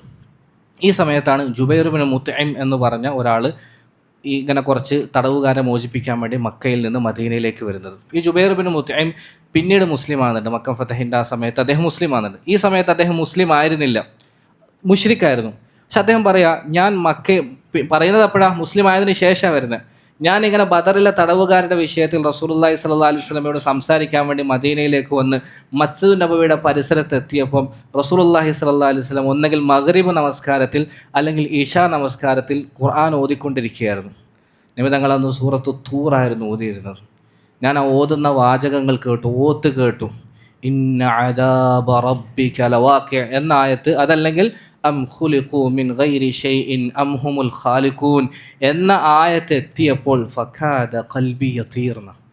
ഒരു മുശ്രിക്കാട്ടോ പറയുന്നത്, എൻ്റെ മനോനില തെറ്റി, എൻ്റെ മനസ്സിൻ്റെ നിയന്ത്രണം വിട്ട് അത് പറന്നു പോകുമാറ് തരത്തിൽ ഞാനൊരു ഫീലിങ്ങിലേക്ക് എത്തിയെന്ന. മനസ്സിൻ്റെ കൺട്രോൾ വിട്ടിട്ട് എൻ്റെ ഹൃദയം ഇങ്ങനെ പുറത്ത് വീണ് പറന്നു പോകുമോ എന്ന് തോന്നുന്ന ഒരവസ്ഥയിലേക്ക് ഞാൻ എത്തി. സുബ്ഹാനല്ലാഹ്. മുസ്ലിം അല്ലാത്ത മുശ്രിക്കായ ഒരാൾ ഖുർആൻ കേട്ടപ്പോൾ അനുഭവം, ഇന്ന അദാബ റബ്ബിക, തീർച്ചയായും നിന്റെ രക്ഷിതാവിൻ്റെ ശിക്ഷ, ലവാഖി, അത് സംഭവിക്കുക തന്നെ ചെയ്യും, മാ ലഹു മിൻ ദാഫിഅ, അതിനെ തട്ടിമാറ്റാൻ ഒരു ശക്തിക്കും സാധിക്കുകയില്ല എന്ന ആയത്തെത്തിയപ്പം അയാളുടെ ഹൃദയം പുറത്തിറങ്ങി വരുന്ന പോലെ തോന്നിയെന്ന്. നമ്മൾ ആലോചിച്ച് നോക്കിയാൽ, നമ്മളിപ്പോൾ മഗ്‌രിബ് നിസ്കരിച്ചില്ലേ, എത്ര ഇമ്പമാർന്ന സ്വരത്തിൽ, എത്ര നല്ല സ്വരമാധുര്യത്തിലെ ഉസ്താദ് നമ്മളെ ഓതി കേൾപ്പിച്ചത്. പക്ഷേ ഞാൻ നിങ്ങളാരെയും കുറ്റം പറയില്ല, എൻ്റെ അവസ്ഥയിലേക്ക് നോക്കിയാൽ ഞാൻ എത്രമാത്രം ഖുർആൻ ഓത്തിനെന്ന് ശ്രദ്ധിച്ചിട്ട് എത്രമാത്രം അർത്ഥം ഞാൻ ചിന്തിച്ചിട്ടുണ്ട്, ആ അർത്ഥം എത്രമാത്രം എനിക്ക് മനസ്സിലായി. ഓരോരുത്തരും അവരുടെ നെഞ്ച് വെച്ച് ആലോചിക്കാം, ഞാൻ എന്നെക്കുറിച്ച് ആലോചിക്കാം, എത്രമാത്രം എനിക്ക് മനസ്സിലായി, എത്രമാത്രം എനിക്ക് എഫക്റ്റായി. എൻ്റെയൊക്കെ പലപ്പോഴുള്ള അവസ്ഥ, നിങ്ങൾ ആരെയും കുറ്റം പറയുന്നില്ല, എൻ്റെയൊക്കെ പലപ്പോഴുള്ള അവസ്ഥ, നമസ്കാരം കഴിഞ്ഞിട്ട് ഇപ്പോൾ ഏതാ സൂറത്ത് ഓതിയെന്ന് ചോദിച്ചാൽ എനിക്ക് ചിലപ്പോൾ പറയാൻ കഴിയില്ല. അത്രയും അശ്രദ്ധമായിട്ടാണ് എന്നെപ്പോലെയുള്ള ആളുകൾ ചിലപ്പോൾ നമസ്കാരത്തിൽ നിൽക്കരുത്. അങ്ങനെ ആ ഒരു സന്ദർഭത്തിലാണ് നമ്മൾ വായിക്കുന്നത്, ജുബൈർ ഇബ്നു മുത്ഇം എന്ന മുശ്രിക്കായ ഒരാൾ മദീനത്ത് വന്ന് റസൂലുള്ളാഹി സ്വല്ലല്ലാഹു അലൈഹി വസല്ലമയുടെ നാവിൽ നിന്ന് സൂറത്തു തൂർ പാരായണം ചെയ്ത് കേട്ടപ്പം അദ്ദേഹത്തിൻ്റെ ഹൃദയം, പിന്നെ അത് ഓതിയ ആളുടെ ഇതും കൂടിയാണ് കേട്ടോ, റസൂലുള്ളാഹി ഓതുന്നത്. അതുകൊണ്ട് ഞാൻ പറഞ്ഞത്, നമുക്കും അൽഹംദുലില്ലാഹ് നല്ല രീതിയിൽ ഇമ്പമാർന്ന സ്വരത്തിൽ ഓതിക്കൽപ്പിക്കാൻ ആളുണ്ട്, നമ്മളൊന്ന് മനസ്സ് തുറന്ന് വെച്ച് കേട്ടാൽ മതി. ഈ സൂറത്തു തൂറിനെ കുറിച്ചല്ലേ ഉമർ ഇബ്നുൽ ഖത്താബ് റളിയല്ലാഹു അൻഹു ഇടയ്ക്ക് രോഗിയായി, പനി പിടിച്ച് കിടക്കുക. എല്ലാവരും വീട്ടിൽ പോയി സന്ദർശിക്കുക. അമീറുൽ മുഅ്മിനീൻ എന്ത് പറ്റി? അപ്പോൾ അല്ല, അദ്ദേഹം പനി പിടിച്ച് കിടപ്പിലാണ്. എന്താ പറ്റിയത്? പനി പിടിക്കാനുള്ള കാരണം ഒന്നുമില്ല, 2 ദിവസം മുമ്പ് സുബഹി നമസ്കാരത്തിന് സൂറത്തു തൂർ ഒന്ന് ഓതിയതാണ്. സൂറത്തു തൂർ ഓതി ഇന്ന അദാബ റബ്ബിക ലവാഖി എന്ന ആയത്തെത്തി. അദ്ദേഹം ബോധം കെട്ട് മറിഞ്ഞു വീണു, പനിയായി. ജനങ്ങളൊക്കെ വീട്ടിലെടുത്തുകൊണ്ട് കൊണ്ടുപോയി. പിന്നെ ആളുകൾ വന്ന് അദ്ദേഹത്തെ സന്ദർശിക്കുന്ന, വീട്ടിൽ കഴിയേണ്ടി വരുന്ന ഒരവസ്ഥയിലേക്ക് അദ്ദേഹം എത്തിയിരുന്നു. അപ്പോൾ മഹാരായ സഹാബാക്കളൊക്കെ അങ്ങനെയായിരുന്നു. നമ്മുടെയൊക്കെ ജീവിതത്തിൽ സംഭവിച്ച ഏറ്റവും വലിയ മുസീബത്ത് എന്താ അറിയോ? ഈ ഖുർആൻ നമുക്ക് മനസ്സിലാകുന്നില്ല എന്നുള്ളതാണ്. ഭയങ്കര വല്ല മുസീബത്ത്. അള്ളാഹു എത്രയും പെട്ടെന്ന് ഖുർആൻ മനസ്സിലാക്കാനുള്ള ഭാഗ്യം നമുക്ക് നൽകും. എന്തൊക്കെ നമ്മൾ പഠിക്കുന്നു. ഇപ്പോൾ നമ്മൾ കച്ചവടത്തിന് വേണ്ടി അല്ലെങ്കിൽ പണി അന്വേഷിച്ച് ഗൾഫിൽ പോകുമ്പം അവരുടെ സംസാര ഭാഷയായ അറബി നമ്മൾ പഠിക്കുന്നില്ലേ? എത്ര പെട്ടെന്നാണ് നമ്മൾ അറബികളോട് സംസാരിക്കുന്നത്. അതേപോലെ തന്നെയല്ലേ ഖുർആൻ്റെ ഭാഷ. നമ്മൾ വിചാരിച്ചാൽ നമുക്ക് പഠിക്കാൻ സാധിക്കും. ഇതൊന്നും നമുക്ക് പഠിക്കാൻ കഴിയാത്തതാണ് എന്ന ചിന്ത ആരൊക്കെയോ മനഃപൂർവ്വം നമ്മുടെ മനസ്സിൽ ഉണ്ടാക്കിയത്. നമ്മൾ ഇൻഷാ അല്ലാഹ് മനസ്സ് വെച്ചാൽ എന്തായാലും നമ്മളെ കൊണ്ട് പഠിക്കാൻ സാധിക്കും. ഇവിടെ ഖുർആൻ ക്ലാസ് ഒരുപാട് നടക്കുന്നുണ്ട്. അതൊക്കെ ഉപകാരപ്പെടുത്തിയിട്ട് എന്തായാലും ഖുർആൻ്റെ അർത്ഥം പഠിക്കണം, അത് നേരിട്ട് മനസ്സിലാക്കണം. ഇദ്ദേഹത്തിന് സംഭവിച്ചുകൊണ്ടുള്ള അനുഭവം നമുക്കും ഉണ്ടാവണം. അള്ളാഹു തൗഫീഖ് നൽകുമാറാകട്ടെ. അപ്പോൾ ഇങ്ങനെ ജുബൈറുൽ മുത്ഇം നമസ്കാരത്തിന് ശേഷം ജുബൈറുൽ മുത്ഇമും റസൂലുള്ളാഹിയും തമ്മിൽ സംസാരിച്ചു. അപ്പോൾ റസൂലുള്ള പറഞ്ഞൊരു വാക്കുണ്ട് ജുബൈറിനോട്, ലൗ അന്ന അബാക കാന ഹയ്യൻ സുമ്മ കല്ലമനി ഫി ഹൗലഇ നത്ന ലഅത്ലഖ്തുഹും ലഹു. ജുബൈറെ, നിൻ്റെ ഉപ്പ എങ്ങാനും ജീവിച്ചിരിക്കുകയും എന്നിട്ട് ഈ തടവുകാരുടെ വിഷയത്തിൽ എന്നോട് സംസാരിക്കുകയും ചെയ്തിരുന്നുവെങ്കിൽ ഞാൻ ഇവരെ മുഴുവനും വെറുതെ മോചിപ്പിച്ചേനെ കേട്ടോ എന്ന് റസൂലുള്ള പറഞ്ഞു. അതെന്തുകൊണ്ടായിരുന്നു? ഈ മുത്ഇം ഇബ്നു അദി എന്ന് പറഞ്ഞ ആളായിരുന്നു റസൂലുള്ള തായിഫിൽ വലിയ പ്രതീക്ഷയോടുകൂടി, അല്ലേ, അബൂ താലിബും ഖദീജ ബീവി 2 അഭയങ്ങൾ റസൂലുള്ളാഹിക്ക് നഷ്ടപ്പെട്ടപ്പോൾ വലിയ പ്രതീക്ഷയോടുകൂടിയാണ് തായിഫിലേക്ക് പോകുന്നത്. അപ്പോൾ തായിഫ് നിന്ന് ആരും റസൂലുള്ളാഹിനെ സ്വീകരിച്ചില്ല, അടിച്ചോടിച്ചു. അങ്ങനെ തിരിച്ച് മക്കയിലേക്കും കയറാൻ പറ്റാത്ത ഒരവസ്ഥ വന്നപ്പം റസൂലുള്ളാഹിക്ക് അഭയം നൽകിയതാരാ? ഈ ജുബൈറിൻ്റെ റളിയല്ലാഹു അൻഹു ഉപ്പ മുത്ഇം ഇബ്നു അദി എന്ന ആളായിരുന്നു. പിന്നെ ബനു ഹാഷിം ഗോത്രത്തിൻ്റെ മക്കാർ മുഴുവനും ഒരു കരാർ എഴുതിയിട്ട് അവരെ പട്ടിണിക്കിട്ട സമയത്തും അവസാനം ആ കരാർ കീറിക്കളയാൻ വേണ്ടി മുന്നോട്ട് വന്ന പ്രധാനികളിൽ ഒരാൾ ഈ മുത്ഇം ഇബ്നു അദി ആയിരുന്നു. പക്ഷേ മുസ്ലിം ആവാൻ വേണ്ടി ആൾക്ക് അവസരം കിട്ടിയില്ല. ബദറിന് 7 മാസം മുമ്പ് അയാൾ മരണപ്പെട്ടു പോയി. റസൂലുള്ളാഹിൻ്റെ ഒരു പ്രത്യേകത, നമ്മുടെ ഹബീബ് സല്ലല്ലാഹു അലൈഹി വസല്ലമക്കുള്ള ഒരു പ്രത്യേകത, നബി തങ്ങളോട് ആര് എന്ത് ഉപകാരം ചെയ്താലും നബി തങ്ങൾ അത് ഓർത്തു വെക്കുകയും അതിന് പ്രത്യുപകാരം ചെയ്യാൻ വേണ്ടി ശ്രമിക്കുകയും ചെയ്യുമായിരുന്നു. എന്തെങ്കിലും ഒരു ഫേവർ ചെയ്താൽ അതിനെപ്പോഴും ഓർമ്മിച്ച് വെക്കുകയും ആ ഫേവറിന് പകരമായി തിരിച്ച് അങ്ങോട്ടൊരു ഉപകാരം റസൂലുള്ളാഹി സ്വല്ലല്ലാഹു അലൈഹി വസല്ലം ചെയ്യും. അത് നബി തങ്ങളുടെ പ്രത്യേകത. ഇതിന് മുമ്പ് നമ്മൾ അബിസീനിയക്കാരുടെ ചരിത്രം പറയുമ്പോൾ പറഞ്ഞിരുന്നു, മുമ്പുള്ളവർക്ക് ഓർമ്മ ഉണ്ടാവും. ഒരിക്കൽ അബിസീന എന്ന് പറഞ്ഞാൽ ഹബിഷികൾ, അവിടുത്തെ നജ്ജാശി രാജാവ്, മർദ്ദിതരായ സഹാബാക്കൾ തീരെ മർദ്ദനം സഹിക്കാതെ വന്നപ്പോൾ റസൂലുള്ള കുറച്ച് ആൾക്കാർ അബിസീനയിലേക്ക് അയച്ചു. ആ സമയത്ത് അവിടെ വെച്ച് അവരെ സ്വീകരിച്ചതും സഹായിച്ചതും ഒക്കെ ആരാ? നജ്ജാശി രാജാവും നജ്ജാശി രാജാവിൻ്റെ ആൾക്കാരുമാണല്ലോ. മുശ്രിക്കുകൾ പോയിട്ട് പോലും അവർക്ക് വിട്ടുകൊടുത്തില്ല നജ്ജാശി രാജാവ് മുസ്ലിമീങ്ങളെ. അപ്പോൾ കുറേ നാളുകൾക്ക് കഴിഞ്ഞിട്ട് ഈ വർഷങ്ങൾ കഴിഞ്ഞ് അബിസീനയിൽ നിന്ന് ഒരു നസാറ സംഘം, ക്രിസ്ത്യാനികളായ കുറച്ച് ആൾക്കാർ റസൂലുള്ളാഹി സ്വല്ലല്ലാഹു അലൈഹി വസല്ലമയെ കാണാൻ വന്നു. അപ്പോൾ ചരിത്രത്തിൽ കാണാം, ഫഖാമ യഖ്ദിമു, നബിതങ്ങൾ സ്വയം എഴുന്നേറ്റ് അവർക്ക് ഖിദ്മത്ത് എടുക്കാൻ തുടങ്ങി. അവർക്ക് പിരിച്ചു കൊടുക്കുന്നു, അവരെ ഇരുത്തുന്നു, അവർക്ക് വെള്ളം കൊണ്ട് കൊടുക്കുന്നു, ചായ വേണമെന്ന് ചോദിക്കുന്നു. എല്ലാ ഖിദ്മത്തും ആരെ ചെയ്യുന്നത്? റസൂലുള്ളാഹി സ്വല്ലല്ലാഹു അലൈഹി വസല്ലം നേരിട്ട് ചെയ്യുന്നു. ഈ സമയത്ത് സഹാബാക്കൾ പറഞ്ഞു, നഹ്നു നക്ഫീക യാ റസൂലല്ലാഹ്, അല്ലാഹുവിൻ്റെ റസൂലേ ഞങ്ങൾ ചെയ്തോളാം, അങ്ങ് ഇരിക്കി. അപ്പോൾ നബി തങ്ങൾ പറഞ്ഞു, ലാ ഇന്നഹും കാനൂ ലി അസ്ഹാബി മുക്രിമീൻ വ ഇന്നി ഉഹിബ്ബു അൻ ഉകാഫിഹും, ഇല്ല ഞാൻ തന്നെ ചെയ്യും, കാരണം ഇവർ പണ്ട് എൻ്റെ സഹാബികളെ ബഹുമാനിക്കുന്നവരായിരുന്നു എന്ന്, അതുകൊണ്ട് ഞാൻ അവർക്ക് പകരം ചെയ്യാൻ വേണ്ടി ആശിക്കുന്നു. അതായിരുന്നു നമ്മുടെ ഹബീബ് സല്ലല്ലാഹു അലൈഹി വസല്ലം. ആ ഉപകാരം അബിസീനക്കാർ ചെയ്ത ആ ഫേവർ റസൂലുള്ളാഹി സല്ലല്ലാഹു അലൈഹി വസല്ലം ഓർമ്മ വെച്ചു. എന്നിട്ട് ഓർമ്മയോടുകൂടി അതിന് പകരം ചെയ്യുകയും ചെയ്തു. ആയിഷ റളിയല്ലാഹു അൻഹ പറയുന്നുണ്ട്, ഒരിക്കലും ഒരു വയസ്സായ സ്ത്രീ റസൂലുള്ളാഹിൻ്റെ അടുക്കലേക്ക് വന്നു. എൻ്റെ അടുക്കലായിരുന്നു റസൂലുള്ള ഇരുന്നിരുന്നത്. നബി തങ്ങൾക്ക് ആരാന്ന് മനസ്സിലായില്ല. മൻ അൻതി എന്ന് ചോദിച്ചു. അവൻ പറഞ്ഞു, അന ജസ്സാമ അൽ മുസനിയ എന്ന് പറഞ്ഞു. അപ്പോൾ റസൂലുള്ളാഹിൻ്റെ രൂപവും ഭാവമൊക്കെ പറയും. ഭയങ്കര സന്തോഷമായി, അവരെ സ്വീകരിച്ചു. എന്നിട്ട് പറഞ്ഞു, അല്ല നീ ജസ്സാമ അല്ല, കാരണം ജസ്സാമ എന്ന വാക്കിൻ്റെ അർത്ഥം മടിയെത്തി, പൊട്ടത്തി എന്നൊക്കെ ഉള്ള അർത്ഥമാണ്. അപ്പോൾ നീ ജസ്സാമ അല്ല, നീ മറിച്ച് ഹസ്സാന അൽ മുസ്നിയാണ്, സുന്ദരനായ സുന്ദരിയായ എന്നുള്ള അർത്ഥമുള്ള ഒരു പേര്. റസൂലുള്ളാഹി പേരങ്ങ് മാറ്റിയിട്ട് പറഞ്ഞു, ഇനി മുതൽ നിൻ്റെ പേര് ഹസ്സാന അൽ മുസ്നിയാണ്. അങ്ങനെ പറഞ്ഞതിന് ശേഷം റസൂലുള്ളാഹി ഐഷബി പറയാം, റസൂലുള്ളാഹി ചോദിക്കാൻ തുടങ്ങി, കൈഫ അൻതും വ കൈഫ ഹാലുക്കും കൈഫ കുന്തും ബഅദന, ഭയങ്കര പരിഗണന, ഭയങ്കര കെയറിങ്, എങ്ങനെയുണ്ട്, സുഗന്ധനല്ലേ, എത്ര നാളായി കണ്ടിട്ട് എന്നൊക്കെ ചോദിച്ചു കുശലാന്വേഷണം നടത്തി അവരെ ഭയങ്കര രീതിയിൽ പരിഗണിക്കുന്നു. അപ്പോൾ ആ സ്ത്രീ പറഞ്ഞു, ബി ഖൈരിൻ ബി അബി അൻത വ ഉമ്മി യാ റസൂലല്ലാഹ്, അള്ളാഹുവിൻ്റെ റസൂലെ എൻ്റെ ഉപ്പയും ഉമ്മയും അങ്ങേക്ക് സമർപ്പണം, ഞാൻ നല്ല അവസ്ഥയിലാണ് എന്നൊക്കെ പറഞ്ഞ് ഭയങ്കര കെയറിങ് കൊടുത്ത് റസൂലുള്ളാഹി സംസാരിക്കുന്നതായി ഞാൻ കണ്ടു. ഇവർ പോയപ്പോൾ ഞാൻ ചോദിച്ചു, യാ റസൂലല്ലാ തുഖ്ബിൽ അലാ ഹാദിഹിൽ അജൂദി ഹാദൽ ഇഖ്ബാൽ, ഈ വയസ്സത്തിയുടെ മേലെ അങ്ങ് ഇത്രയും ഭയങ്കര കെയറിങ് കാണിക്കേണ്ട ആവശ്യം എന്താ, ഇങ്ങനെ ഇത്രയും പരിഗണിക്കേണ്ട കാര്യം എന്താ? ഇത് ചോദിച്ചപ്പോൾ അതിന് മറുപടിയായിട്ട് റസൂലുള്ളാഹി സ്വല്ലല്ലാഹു അലൈഹി വസല്ലം പറഞ്ഞു, ഇന്നഹാ കാനത് തഅതീന സമന ഖദീജ, ഖദീജയുടെ കാലഘട്ടത്തിൽ ഇവർ ഞങ്ങളുടെ അടുക്കൽ വരാറുണ്ടായിരുന്നു. ഖദീജയുടെ ഒരു കൂട്ടുകാരിയായിരുന്നു. വ ഇന്ന ഹുസ്നൽ അഹ്ദി മിനൽ ഈമാൻ, പഴയ ബന്ധങ്ങൾ നല്ല രീതിയിൽ കാത്തു സൂക്ഷിക്കൽ ഈമാനിൽപ്പെട്ടതാണ് ആയിഷ എന്നോട് റസൂൽ സല്ലല്ലാഹു അലൈഹി വസല്ലം. ഖദീജ ബീവി മരിച്ചിട്ട് എത്ര കൊല്ലായി? വർഷങ്ങളായി ഖദീജ ബീവി മരിച്ചിട്ട് 5 വർഷങ്ങളായി. പക്ഷെ എന്നിട്ടും ഖദീജ ബീവിയോടുള്ള ആ ബന്ധം, ഖദീജ ബീവി തനിക്ക് ചെയ്തു തന്ന ആ ഉപകാരം, അതൊക്കെ റസൂൽ ഓർമ്മ വെച്ചിട്ട് ഖദീജയുമായിട്ട് ബന്ധമുള്ള ഒരു സാധാരണക്കാരായ സ്ത്രീയെ പോലും റസൂലുള്ളാഹി സ്വല്ലല്ലാഹു അലൈഹി വസല്ലം തിരിച്ച് പരിഗണിച്ചിരുന്നു. അപ്പോൾ എന്ത് ഉപകാരം നമുക്ക് ഇങ്ങോട്ട് കിട്ടിയാലും അതിനെ ഓർത്തു വെക്കുകയും അവർക്ക് തിരിച്ച് അങ്ങോട്ട് ചെയ്യാൻ പറ്റുന്ന രീതിയിലുള്ള ഉപകാരം നമ്മൾ ചെയ്യുകയും വേണം. അങ്ങനെ ചെയ്താൽ റസൂലുള്ളാഹി സ്വല്ലല്ലാഹു അലൈഹി വസല്ലമയുടെ ഒരു സുന്നത്ത് പുലർത്തിയവരായി നമ്മൾ. ചില പണ്ഡിതന്മാർ അവരുടെ ഹദീസ് ഗ്രന്ഥങ്ങളിൽ ഇങ്ങനെ ഒരു ബാബ് തന്നെ കൊടുത്തിട്ടുണ്ട്, മല്ലം ഇഷ്കുരിന്നാസ് ലം ഇഷ്കുരില്ല എന്ന്. ജനങ്ങൾക്ക് ആര് നന്ദി കാണിച്ചില്ലയോ അവൻ അള്ളാഹുവിന് നന്ദി കാണിച്ചില്ല എന്ന്. അപ്പോൾ ജനങ്ങൾക്ക് ഇങ്ങോട്ട് ചെയ്ത ഉപകാരത്തിന് തിരിച്ചങ്ങ് വഹ്സിൻ, ഖുർആൻ തന്നെ പറഞ്ഞില്ലേ, വഹ്സിൻ കമാ അഹ്സന അല്ലാഹു ഇലൈക്, അള്ളാഹു നിനക്ക് നന്മ ചെയ്തതുപോലെ നീയും ബാക്കിയുള്ളവർക്ക് നന്മ ചെയ്യാൻ തയ്യാറാകണമെന്ന് ഖുർആൻ തന്നെ പറയുന്നുണ്ട്. അപ്പോൾ എല്ലാവരും അതിന് വേണ്ടി ശ്രമിക്കുക. ഏറ്റവും കുറഞ്ഞത് നന്മ ചെയ്തിട്ടില്ലെങ്കിൽ ഇങ്ങോട്ട് ഉപകാരം ചെയ്തവന് ഉപദ്രവമെങ്കിലും ചെയ്യാതിരിക്കണം. അള്ളാഹു തൗഫീഖ് നൽകട്ടെ. അത് നമ്മൾ വിശദീകരിക്കില്ല, കാരണം നമ്മൾ അങ്ങനെയുള്ള ആളുകളല്ല, നമ്മളങ്ങനെ ആർക്കും ഉപദ്രവം ചെയ്യാൻ പോകുന്ന ആളുകളല്ല. അതുകൊണ്ട് ഇങ്ങോട്ട് നന്മ ചെയ്ത ആളുകൾക്ക് തിരിച്ച് അങ്ങോട്ടും നമ്മൾ ഓർത്തു വെച്ച് നന്മ ചെയ്യാൻ വേണ്ടിയിട്ട് ശ്രമിക്കുക. അതാണ് ഈ സംഭവത്തിൽ നിന്ന് നമുക്ക് മനസ്സിലാകുന്നത്. അതിനുശേഷം നമുക്ക് പറയാനുള്ളത്, ഈ തടവുകാരെ പരിശോധിക്കുമ്പോൾ അതിൻ്റെ കൂട്ടത്തിൽ മറ്റൊരാൾ, ആരാണത്? അബ്ബാസ് ഇബ്നു അബ്ദുൽ മുത്തലിബ് റളിയല്ലാഹു അൻഹു, നബി സല്ലല്ലാഹു അലൈഹി വസല്ലമയുടെ കൊച്ചാപ്പ. അദ്ദേഹം പണ്ടേ മുസ്ലിം ആയിരുന്നു, പക്ഷേ ഇസ്ലാം അദ്ദേഹം മറച്ചു വെച്ചിട്ടാണ് ഉണ്ടായിരുന്നത് പല നന്മകൾക്കും വേണ്ടി. പിന്നീട് മക്കം ഫതഹിൻ്റെ അന്നാണ് അദ്ദേഹം ഇസ്ലാം വെളിവാക്കുന്നത്.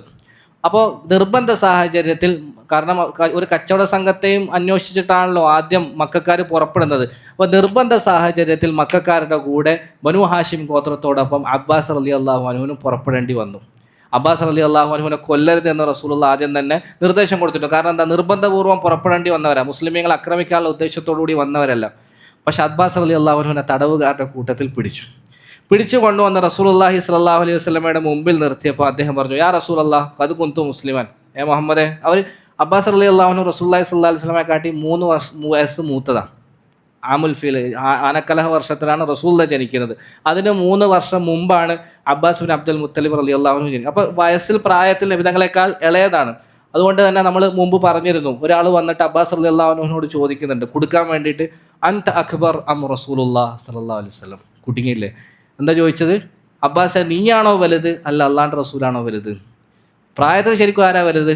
അബ്ബാസ്. അപ്പം ഞാനാ വലുത് എന്ന് പറഞ്ഞാൽ ബഹുമാനക്കേടായിപ്പോവും, ഞാനല്ല വലുത് എന്ന് പറഞ്ഞാൽ കളവായിപ്പോവും. അപ്പോൾ കൊടുക്കാൻ വേണ്ടി തന്നെ അറിയുന്ന ഒരാൾ വന്നിട്ട് അബ്ബാസ് റളിയല്ലാഹു അൻഹുവിനോട് ചോദിച്ച്, അൻത അക്ബർ അം റസൂലുള്ളാഹി സ്വല്ലല്ലാഹു അലൈഹി വസല്ലം.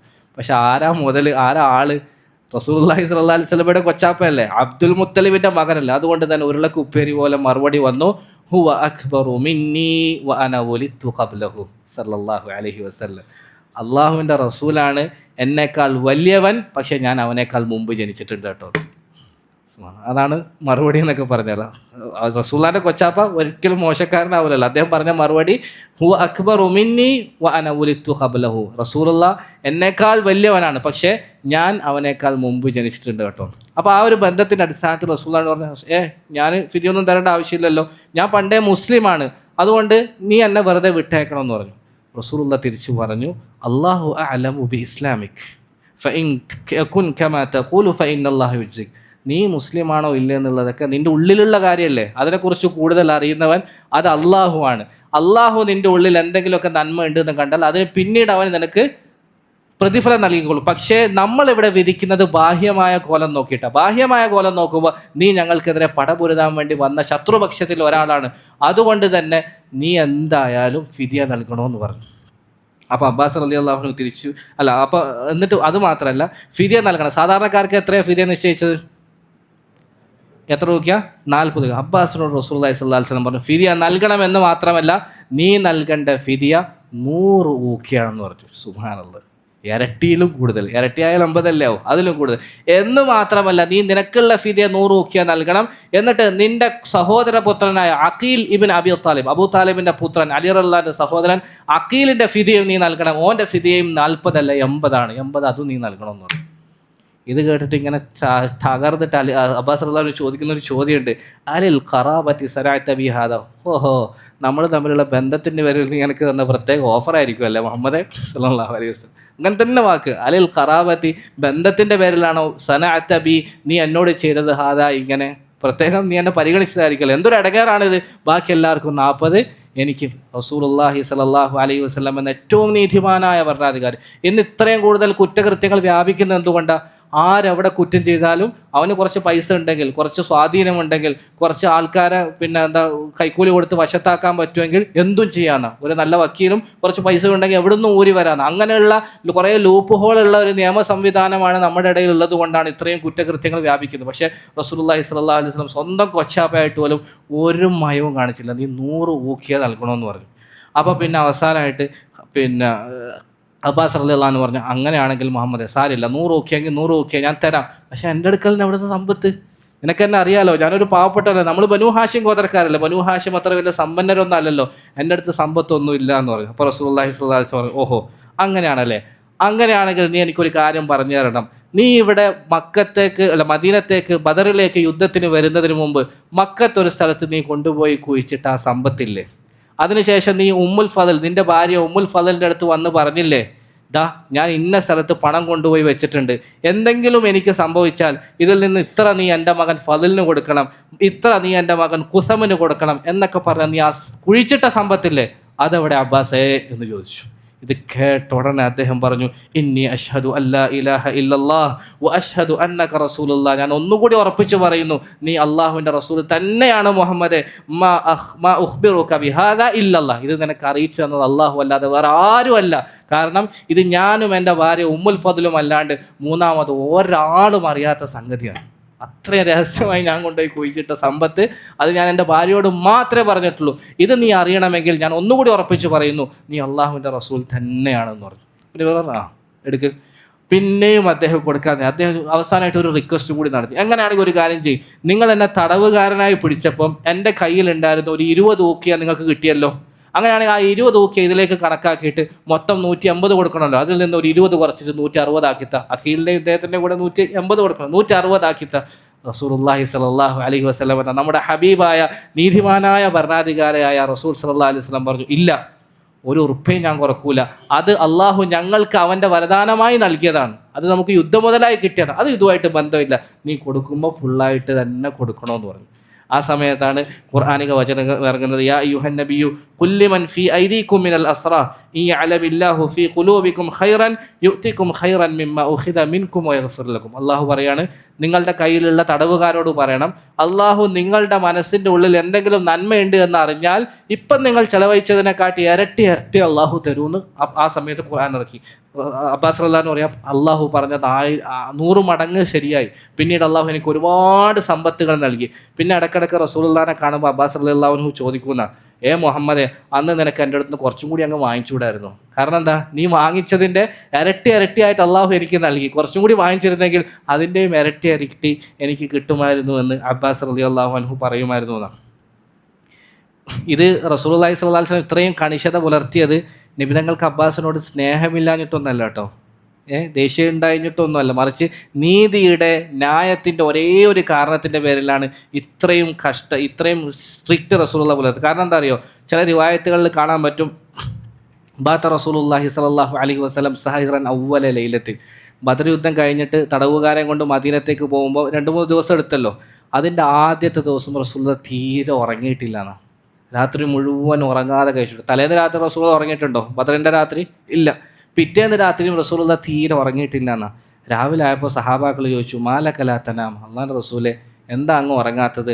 നബിതങ്ങൾ പറഞ്ഞു, സമിഅതു തളവ്വുറൽ അബ്ബാസ് ഫി വിസാഖി, ഞാൻ അബ്ബാസിൻ്റെ ഞരക്കം ആ ചങ്ങലക്കെട്ടുകളുടെ ഉള്ളിൽ നിന്ന് കേട്ടു, പിന്നെ എനിക്ക് ഉറക്കം വന്നില്ല സഹാബാക്കളെ എന്ന് പറഞ്ഞു. സുബ്ഹാനല്ലാഹ്. അത്രയും സ്നേഹമുണ്ട്. പക്ഷേ അള്ളാഹുവിൻ്റെ നിയമത്തിന് മുന്നിൽ എല്ലാവരും തുല്യരാണ്. അങ്ങനെ കണിശത പുലർത്തിയപ്പോഴാണ് മദീനത്ത് നീതി പുലർന്നത്, മദീനത്ത് സമാധാനമുണ്ടായത്, മദീനത്ത് ശാന്തി വന്നത്. റസൂലുള്ളാഹി സ്വല്ലല്ലാഹു അലൈഹി വസല്ലം പറഞ്ഞു, എനിക്ക് എങ്ങനെ ഉറക്കം വരും? ചങ്ങലക്കെട്ടുകളിൽ കിടന്നിട്ട് അബ്ബാസിൻ്റെ ഞരക്കം ഞാൻ കേട്ടുകൊണ്ടിരുന്നു, പിന്നെ എനിക്ക് ഉറക്കം വന്നില്ല. അപ്പോൾ നബി തങ്ങൾ വേറൊന്നും കൽപ്പിച്ചില്ല.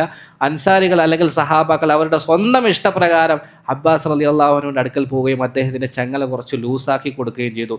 ഫനാമ റസൂലുള്ളാഹി സ്വല്ലല്ലാഹു അലൈഹി വസല്ലം, അന്നത്തെ രാത്രി അള്ളാഹുവിൻ്റെ റസൂൽ സന്തോഷപൂർവ്വം ഉറങ്ങിയെന്നാണ്. അത്രയും സ്നേഹമുണ്ട്. പക്ഷേ അള്ളാഹുവിൻ്റെ നിയമത്തിൻ്റെ മുന്നിൽ എല്ലാവരും ഒന്നായതുകൊണ്ട്, തുല്യരായതുകൊണ്ട് മുഴുവൻ ലോകത്തിനും ഒരു വലിയ പാഠം പഠിപ്പിക്കാൻ വേണ്ടി റസൂലുള്ളാഹി സ്വല്ലല്ലാഹു അലൈഹി വസല്ലം ഒരു മയവും കാണിച്ചില്ല. പക്ഷേ നമ്മൾ പറഞ്ഞല്ലോ, പാവങ്ങളായ അൻസാരികൾ ഇതൊക്കെ കണ്ടിട്ട് അവർ റസൂലുള്ളാഹിൻ്റെ അടുക്കൽ വന്നു.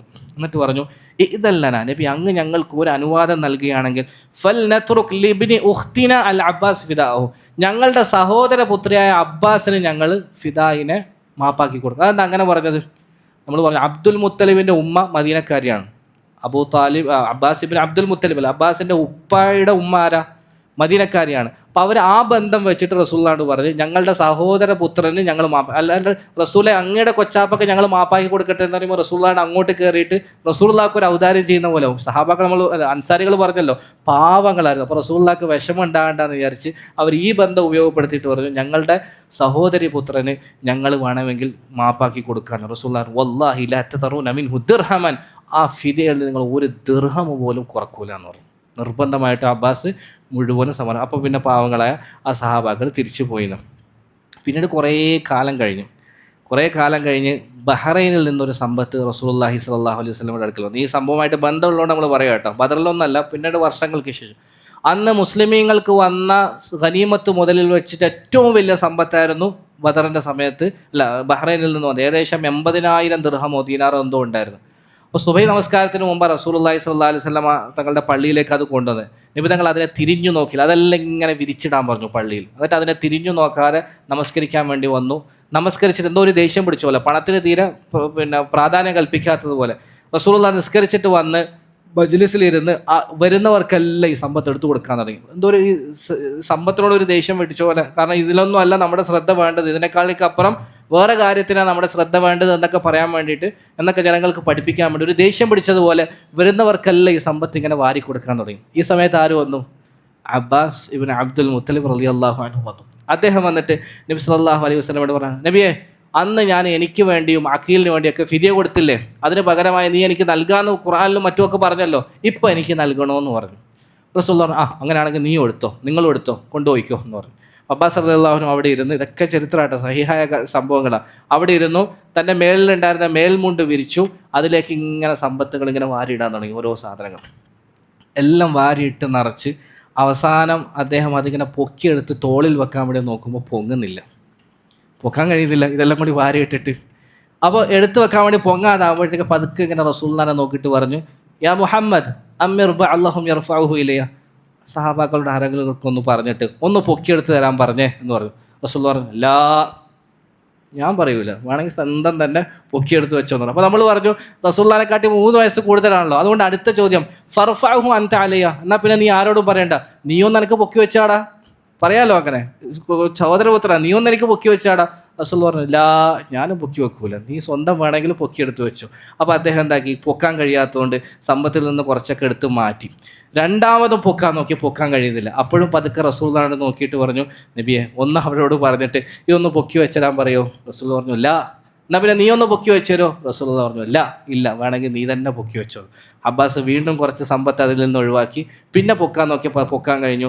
അതും ഇങ്ങനെ പെരടയ്ക്ക് വെച്ചുകൊണ്ട് അദ്ദേഹം പോയി. റസൂലുള്ളാഹി സ്വല്ലല്ലാഹു അലൈഹി വസല്ലം ഒരു മനുഷ്യൻ്റെ സമ്പത്തിനോടുള്ള ആർത്തിയിൽ അത്ഭുതപ്പെട്ടുകൊണ്ട് അദ്ദേഹം പോയ ഭാഗത്തേക്ക് ഇങ്ങനെ കുറേ നേരം നോക്കി നിന്നു എന്നാണ്. സുബ്ഹാനല്ലാഹ്. അതായിരുന്നു അബ്ബാസ് ഇബ്നു അബ്ദുൽ മുത്തലിബ് റളിയല്ലാഹു അൻഹു. പിന്നീട് അദ്ദേഹം വലിയ സഹാബിയായി മാറി. അദ്ദേഹം തന്നെ നമുക്കൊരുപാട് പാഠങ്ങളൊക്കെ പഠിപ്പിച്ചിരുന്ന വലിയ മഹത്വമുള്ള സഹാബിയായിട്ട് മാറി. അള്ളാഹു നമ്മളെ അദ്ദേഹത്തെയൊക്കെ കബൂലാക്കുമാറാകട്ടെ. പിന്നെ തടവുകാരുടെ കൂട്ടത്തിൽ പ്രധാനപ്പെട്ട ഒരു തടവുകാരൻ അബുൽ ആസ് ഇബ്നു റബീഅ റളിയല്ലാഹു അൻഹു. അദ്ദേഹം പിന്നീടാണ് മുസ്ലിം ആയത്. ആ സമയത്ത് അദ്ദേഹം അമുസ്ലിമീങ്ങളുടെ കൂട്ടത്തിലായിരുന്നു. ആരാ അബുൽ ആസ് ഇബ്നു റബീഅ? ആരാ? റസൂലുള്ളാഹിൻ്റെ മകൾ സൈനബ് റളിയല്ലാഹു അൻഹയുടെ ഭർത്താവാണ് അബുൽ ആസ് ഇബ്നു റബീഅ. അപ്പം ഈ അബുൽ ആസ് വളരെ മാന്യനാണ്, മുശ്രിക്കായിരുന്നെങ്കിൽ പോലും ഒരിക്കൽ പോലും റസൂലുള്ളാഹി സ്വല്ലല്ലാഹി അലൈഹി വസല്ലമയോ സഹാബാക്കളെയോ തൻ്റെ ഭാര്യ സൈനബിനെയോ ഒന്നും ബുദ്ധിമുട്ടിച്ചിട്ടില്ല, വേദനിപ്പിച്ചിട്ടില്ല, പീഡിപ്പിച്ചിട്ടില്ല. ഈ സൈനബ് ആദ്യ സമയത്ത് തന്നെ റളിയല്ലാഹു അൻഹ മുസ്ലിമായി. ആ സമയം മുതൽ ഈ അബുൽ ആസിൻ്റെ കൂട്ടത്തിലാണ് താമസിക്കുന്നത്. പിന്നീടാണല്ലോ മുശ്രിക്കുകളുമായി വിവാഹബന്ധം പാടില്ല എന്നുള്ള ആയത്തൊക്കെ ഇറങ്ങുന്നത്. ഈ ഹിജറ ചെയ്തതിന് ശേഷവും ഈ അബുൽ ആസിൻ്റെ കൂട്ടത്തിൽ തന്നെയാണ് സൈനബ് താമസിക്കുന്നത്, മക്കയിലാണ് ഉള്ളത്. ഒരു സമയത്തോലും ആരെയും ബുദ്ധിമുട്ടിക്കുകയോ വേദനിപ്പിക്കുകയോ ഒന്നും ചെയ്തിട്ടില്ല. നേരത്തെ പറഞ്ഞ അബ്ബാസ് ബിൻ അബ്ദുൽ മുത്തലിബിനെ പോലെ ബദറിൻ്റെ സമയത്ത് നിർബന്ധപൂർവ്വം പുറപ്പെട്ട് വരേണ്ടി വന്ന ഒരാളാണ് ഇദ്ദേഹം. അപ്പോൾ ഇദ്ദേഹവും പിടിക്കപ്പെട്ടു. ഇദ്ദേഹത്തിന് ഇപ്പോൾ ഫിദിയ നൽകിയാലേ വിട്ടയക്കാൻ പറ്റൂ. കുറച്ച് നാളുകൾ കഴിഞ്ഞിട്ട് ആയിഷ ബീവി പറയാം, റസൂലുള്ളാഹി സ്വല്ലല്ലാഹു അലൈഹി വസല്ലമക്ക് മകൾ സൈനബ് ഒരു പൊതിയിൽ ഫിദിയയുടെ കുറച്ച് സമ്പത്തുമായിട്ട് ആളയച്ചു. നബി സല്ലല്ലാഹു അലൈഹി വസല്ലം സഹാബാക്കളുടെ മുന്നിൽ ഇരിക്കുന്ന സമയത്ത് മകൾ സൈനബ് അയച്ച ആ പൊതി ഇങ്ങനെ പതുക്കെ തുറന്നിട്ട് ആ പൊതിയുടെ അകത്തുള്ള സാധനം കണ്ടപ്പോൾ ഫറഖലഹ റഖതൻ ശദീദാണ്. റസൂലുള്ളാഹി സ്വല്ലല്ലാഹു അലൈഹി വസല്ലമക്ക് വല്ലാത്ത ഫീലായി. നബിതങ്ങൾ പൊട്ടിക്കരയാൻ തുടങ്ങി. നബിതങ്ങളുടെ കണ്ണിൽ നിന്ന് ധാരധാരയായി വെള്ളം ഒഴുകാൻ തുടങ്ങി. ആ സാധനം കണ്ടിട്ട് ഭയങ്കര വിഷമായി. എന്തായിരുന്നെന്നറിയോ? ആ സാധനത്തിൻ്റെ അകത്ത് ഉണ്ടായിരുന്നത് പണ്ട് ഖദീജ ബിബി റളിയല്ലാഹു അൻഹ ഉപയോഗിച്ചിരുന്ന ഒരു മാലയായിരുന്നു. ഈ സൈനബ് റളിയല്ലാഹു അൻഹ ആദ്യ രാത്രിയിൽ അബുൽ ആസിൻ്റെ അടുക്കലേക്ക് പോകുമ്പോൾ സ്നേഹത്തോടുകൂടി ഉമ്മ ഖദീജ സൈനബ് റളിയല്ലാഹു അൻഹയ്ക്ക് കെട്ടിക്കൊടുത്ത ഖദീജ ബിബിയുടെ മാലയായിരുന്നു ആ മാല. അപ്പോൾ ആ മകളുടെ കയ്യിൽ അതല്ലാതെ വേറൊന്നും ഇല്ലാത്തത് കൊണ്ട് ആ മകള് ആ മാല റസൂലുള്ളാഹിക്ക് അയച്ചതാണ്. അത് കണ്ടപ്പോൾ എന്തൊക്കെ ഓർമ്മ വന്നിട്ടുണ്ടാവും. നമ്മൾ നൊസ്റ്റാൾജിയ എന്നെല്ലാം പറയുന്ന പോലെ എന്തൊക്കെ ആ മനസ്സിലൂടെ കടന്നു പോയിട്ടുണ്ടാവും. ഖദീജയുമായി റളിയല്ലാഹു ബന്ധപ്പെട്ട എന്ത് കണ്ടാലും റസൂലുള്ളാഹി കരയുന്ന ഒരു പ്രകൃതി ഉണ്ടായിരുന്നു. അങ്ങനെ ആകുമ്പോൾ ഖദീജ ബീവിക്ക് ഏറ്റവും പ്രിയപ്പെട്ട ഈ മാല കണ്ടപ്പോൾ റസൂലുള്ളാഹിക്ക് എത്ര വിഷമായിട്ടുണ്ടാവും. റസൂലുള്ളാഹി സ്വല്ലല്ലാഹു അലൈഹി വസല്ലം ഒരുപാട് കരഞ്ഞിട്ട് സഹാബാക്കളോട് ഒരു റിക്വസ്റ്റ് ചോദിച്ചു. അപ്പോഴും കൽപ്പിക്കുകയല്ല, മറിച്ച് ഒരു റിക്വസ്റ്റാണ്. ഇൻ റഅയ്തും അൻ തുത്ലിഖൂ ലഹ അസിറഹ വതുറുദ്ദു അലൈഹാ അല്ലദീ ലഹാ ഫഫ്അലു. നിങ്ങൾ പറ്റുമെങ്കിൽ ആ സൈനബിൻ്റെ തടവുകാരനെ വിട്ടുകൊടുക്കണം, സൈനബ് ഫിദിയായി തന്ന സാധനവും വിട്ടുകൊടുക്കണം. എൻ്റെ ഒരു റിക്വസ്റ്റാണ്, നിങ്ങൾക്ക് സാധിക്കുമെങ്കിൽ അതൊന്ന് ചെയ്യണേ എന്ന് സഹാബാക്കളുടെ മുന്നിൽ റിക്വസ്റ്റായിട്ട് വെച്ചു. റസൂലുള്ളാഹി സ്വല്ലല്ലാഹു അലൈഹി വസല്ലമയുടെ നീതിയാണത്. നബിതങ്ങൾക്ക് കൽപ്പിച്ചൂടെ? നബിതങ്ങളിലെ സേനാനായകൻ, നബിതങ്ങളിലെ ഭരണാധികാരി, നബിതങ്ങൾ വിട്ടുകൊടുക്കുക എന്ന് പറഞ്ഞാൽ ആരെങ്കിലും ചോദ്യം ചെയ്യുമോ? പക്ഷേ മുഴുവൻ മുസ്ലിമീങ്ങളുടെയും സമ്പത്താണ് ഇത് എന്നതുകൊണ്ട് അവരോടും അനുവാദം ചോദിച്ചു. സഹാബാക്കൾ മുഴുവൻ ഒറ്റ സ്വരത്തിൽ നഅം യാ റസൂലല്ലാഹ് എന്ന് പറയുകയും അബുൽ ആസിനെയും ആ മാലയും തിരിച്ചു കൊടുക്കുകയും ചെയ്തു. കൊടുക്കുന്ന സമയത്ത് റസൂലുള്ളാഹി അബുൽ ആസിനോട് ഒരു ഷർത്ത് വെക്കും. ഞാൻ നിന്നെ വെറുതെ വിടുന്നുണ്ട്, ഈ മാലയെ നീ തിരിച്ചു കൊണ്ടുപോയിക്കോ, വെറുതെ വിടുകയാണ്. പക്ഷേ നീ അവിടെ എത്തിയ ഉടനെ അല്ലെങ്കിൽ എത്തുന്നതിന് മുമ്പ് തന്നെ ആളെ ഏർപ്പാടാക്കിയിട്ട് സൈനബിനെ ഇങ്ങോട്ട് തിരിച്ചയക്കണമെന്ന് പറയും. അബുൽ ആസ് നല്ല മാന്യനായ വ്യക്തിയാണ്, വാക്ക് പൂർത്തീകരിക്കുന്ന ആളാണ്. അദ്ദേഹം അത് ഉറപ്പ് നൽകി. തിരിച്ച് മക്കത്ത് എത്തുന്നതിന് മുമ്പ് തന്നെ ഒരു കത്ത് എഴുതിയിട്ട് സഹോദരൻ കിനാന അല്ലെങ്കിൽ ഇബ്നു കിനാന എന്ന് പറഞ്ഞ ആളെ സൈനബുമായിട്ട് മദീനയിലേക്ക് തിരിച്ചു വരാൻ വേണ്ടിയിട്ട് ഏൽപ്പിച്ചു. ഇതറിഞ്ഞ് സൈനബ് റളിയല്ലാഹു അൻഹ പെട്ടെന്ന് തന്നെ തയ്യാറായി ഈ കിനാനയുമായിട്ട് യാത്ര തിരിച്ചു. പക്ഷെ അവർക്കൊരു ചെറിയ തെറ്റ് പറ്റി. അവർ യാത്ര തുടങ്ങിയത് പകൽ വെളിച്ചത്തിലായിരുന്നു, എല്ലാവരും കാണുന്ന സമയത്തായിരുന്നു. കാരണം അവർ പേടിക്കേണ്ട ആവശ്യമില്ല, ഭർത്താവ് പറഞ്ഞിട്ട് യാത്ര ചെയ്യുന്നില്ല എന്ന് വിചാരിച്ച് പകൽ വെളിച്ചത്തിൽ അവർ യാത്ര ചെയ്തു. യാത്ര തുടങ്ങി. ഒരു ഒട്ടകത്തിൻ്റെ മേലെ ഒരു ഒട്ടക കട്ടിലൊക്കെ ഫിറ്റാക്കിയിട്ടുണ്ട്. ആ ഒട്ടക കട്ടിലിൻ്റെ ഉള്ളിലാണ് സൈനബ് റളിയല്ലാഹു അൻഹ ഇരുത്തിയിട്ടുള്ളത്. യാത്ര തുടങ്ങി കുറച്ച് അങ്ങോട്ട് എത്തിയപ്പോൾ മുശ്രിക്കീങ്ങൾ ഇതറിഞ്ഞു. മുഹമ്മദ് സല്ലല്ലാഹു അലൈഹി വസല്ലം നമുക്ക് ഈ നാശനഷ്ടങ്ങളൊക്കെ വരുത്തി വെച്ചിട്ട് ഇപ്പോൾ അവൻ്റെ മകൾ അവൻ്റെ അടുത്തേക്ക് പോകാൻ പോകുന്നു, വിടാൻ പാടില്ല, തടയണം എന്ന് പറഞ്ഞ് കുറച്ച് മുശ്രിക്കീങ്ങൾ സൈനബ് റളിയല്ലാഹു അൻഹയെ ലക്ഷ്യം വെച്ച് വന്നു. ആദ്യം ഈ സൈനബ് റളിയല്ലാഹു അൻഹയുടെ ഒട്ടകത്തിൻ്റെ അടുക്കൽ എത്തുന്ന മുശ്രിക്കിൻ്റെ പേര് ഹബ്ബാർ ഇബ്നുൽ അസ്വദ്, നാഫിഅ ബിൻ അബ്ദുൽ ഖൈസ് എന്ന് പറഞ്ഞ 2 ആൾക്കാരായിരുന്നു. ഈ ഹബ്ബാറും നാഫിയും രണ്ടുപേരും ഈ ഒട്ടകത്തിൻ്റെ അടുക്കൽ വന്ന് ഈ ഒട്ടകത്തെ കുന്തം കൊണ്ടും മറ്റും കുത്തിയിട്ട് ഇങ്ങനെ വിരളി പിടിപ്പിക്കാൻ തുടങ്ങി. അതിങ്ങനെ കടന്ന് കുന്തം കൊണ്ടും മറ്റും കുത്തിയപ്പോഴത്തേക്ക് അതിങ്ങനെ കടന്ന് ചാടാനും മറിയാനും തുടങ്ങി. പാവം സൈനബ് ആ ഒട്ടകക്കട്ടിലിൻ്റെ ഉള്ളിലിരിക്കുന്ന സമയത്ത് അവൾ ഗർഭിണിയായിരുന്നു, പൂർണ്ണ ഗർഭിണിയായിരുന്നു. ഈ ഒട്ടകം ഇങ്ങനെ ചാടാനും മറിയാനൊക്കെ തുടങ്ങിയപ്പോൾ ഒട്ടകക്കട്ടിൽ താഴെ വീഴുകയും സൈനബ് റളിയല്ലാഹു അൻഹ അത്രയും ഉയരത്തിൽ നിന്ന് ഗർഭിണിയായ അവർ താഴെ വീണ് അവരുടെ വയറടിച്ച് ബ്ലീഡിങ്ങായി അബോഷനായി പ്രസവിച്ചു പോയി. അറിയാതെ ഭയങ്കര വലിയ ബ്ലീഡിങ് ആയി വല്ലാത്തൊരവസ്ഥയിലേക്ക് എത്തി. അങ്ങനെ അത് കണ്ടപ്പോഴത്തേക്ക് ഇവർ രണ്ടുപേരും പേടിച്ച് തിരിച്ചുപോയി. പെട്ടെന്ന് തന്നെ ബനു ഹാഷിം ഗോത്രക്കാർ ഓടി വന്നു. റസൂലുള്ളാഹി സ്വല്ലല്ലാഹു അലൈഹി വസല്ലമയുടെ കുടുംബം ഓടി വന്ന് ഈ പാവപ്പെട്ട സൈനബ് റളിയല്ലാഹു എടുത്തു കൊണ്ടുപോകാൻ പോയപ്പം അബുൽ ആസ് ഭർത്താവിൻ്റെ ഗോത്രക്കാരായ ബനു ഉമയ്യക്കാരും ഓടി വന്നു. ബനു ഉമയ്യക്കാരും ഓടി വന്നിട്ട് അവർ പറഞ്ഞു ഞങ്ങൾ കൊണ്ടുപോകാം, കാരണം ഞങ്ങളല്ല ഭർത്താവിൻ്റെ ആൾക്കാർ. മറ്റവർ ഞങ്ങൾ അങ്ങനെ അങ്ങോട്ടും ഇങ്ങോട്ടും പിടിച്ചു വലിയൊക്കെ അവസാനം ബനു ഉമയ്യക്കാർ ഈ സ്ത്രീയെ കൊണ്ട് സൈനബ് റളിയല്ലാഹു അൻഹയെ കൊണ്ട് അവരുടെ വീട്ടിലേക്ക് പോയി. കറക്റ്റ് ആരുടെ വീട്ടിലായിരുന്നു എന്നറിയോ? സൈനബ് റളിയല്ലാഹു അൻഹയെ പരിചരിക്കാൻ വേണ്ടി കൊണ്ടുപോയ ഹിന്ദ് സൗജത്ത് അബി സുഫിയാൻ, അബൂ സുഫിയാൻ്റെ ഭാര്യ ഹിന്ദിൻ്റെ വീട്ടിലായിരുന്നു കൊണ്ടുപോയത്. പക്ഷേ ഹിന്ദും അബൂ സുഫിയാനൊക്കെ ഭയങ്കര നമ്മുടെ കഥയിൽ ഒരുപാട് വില്ലന്മാർ കടന്നു വരുന്നുണ്ട്.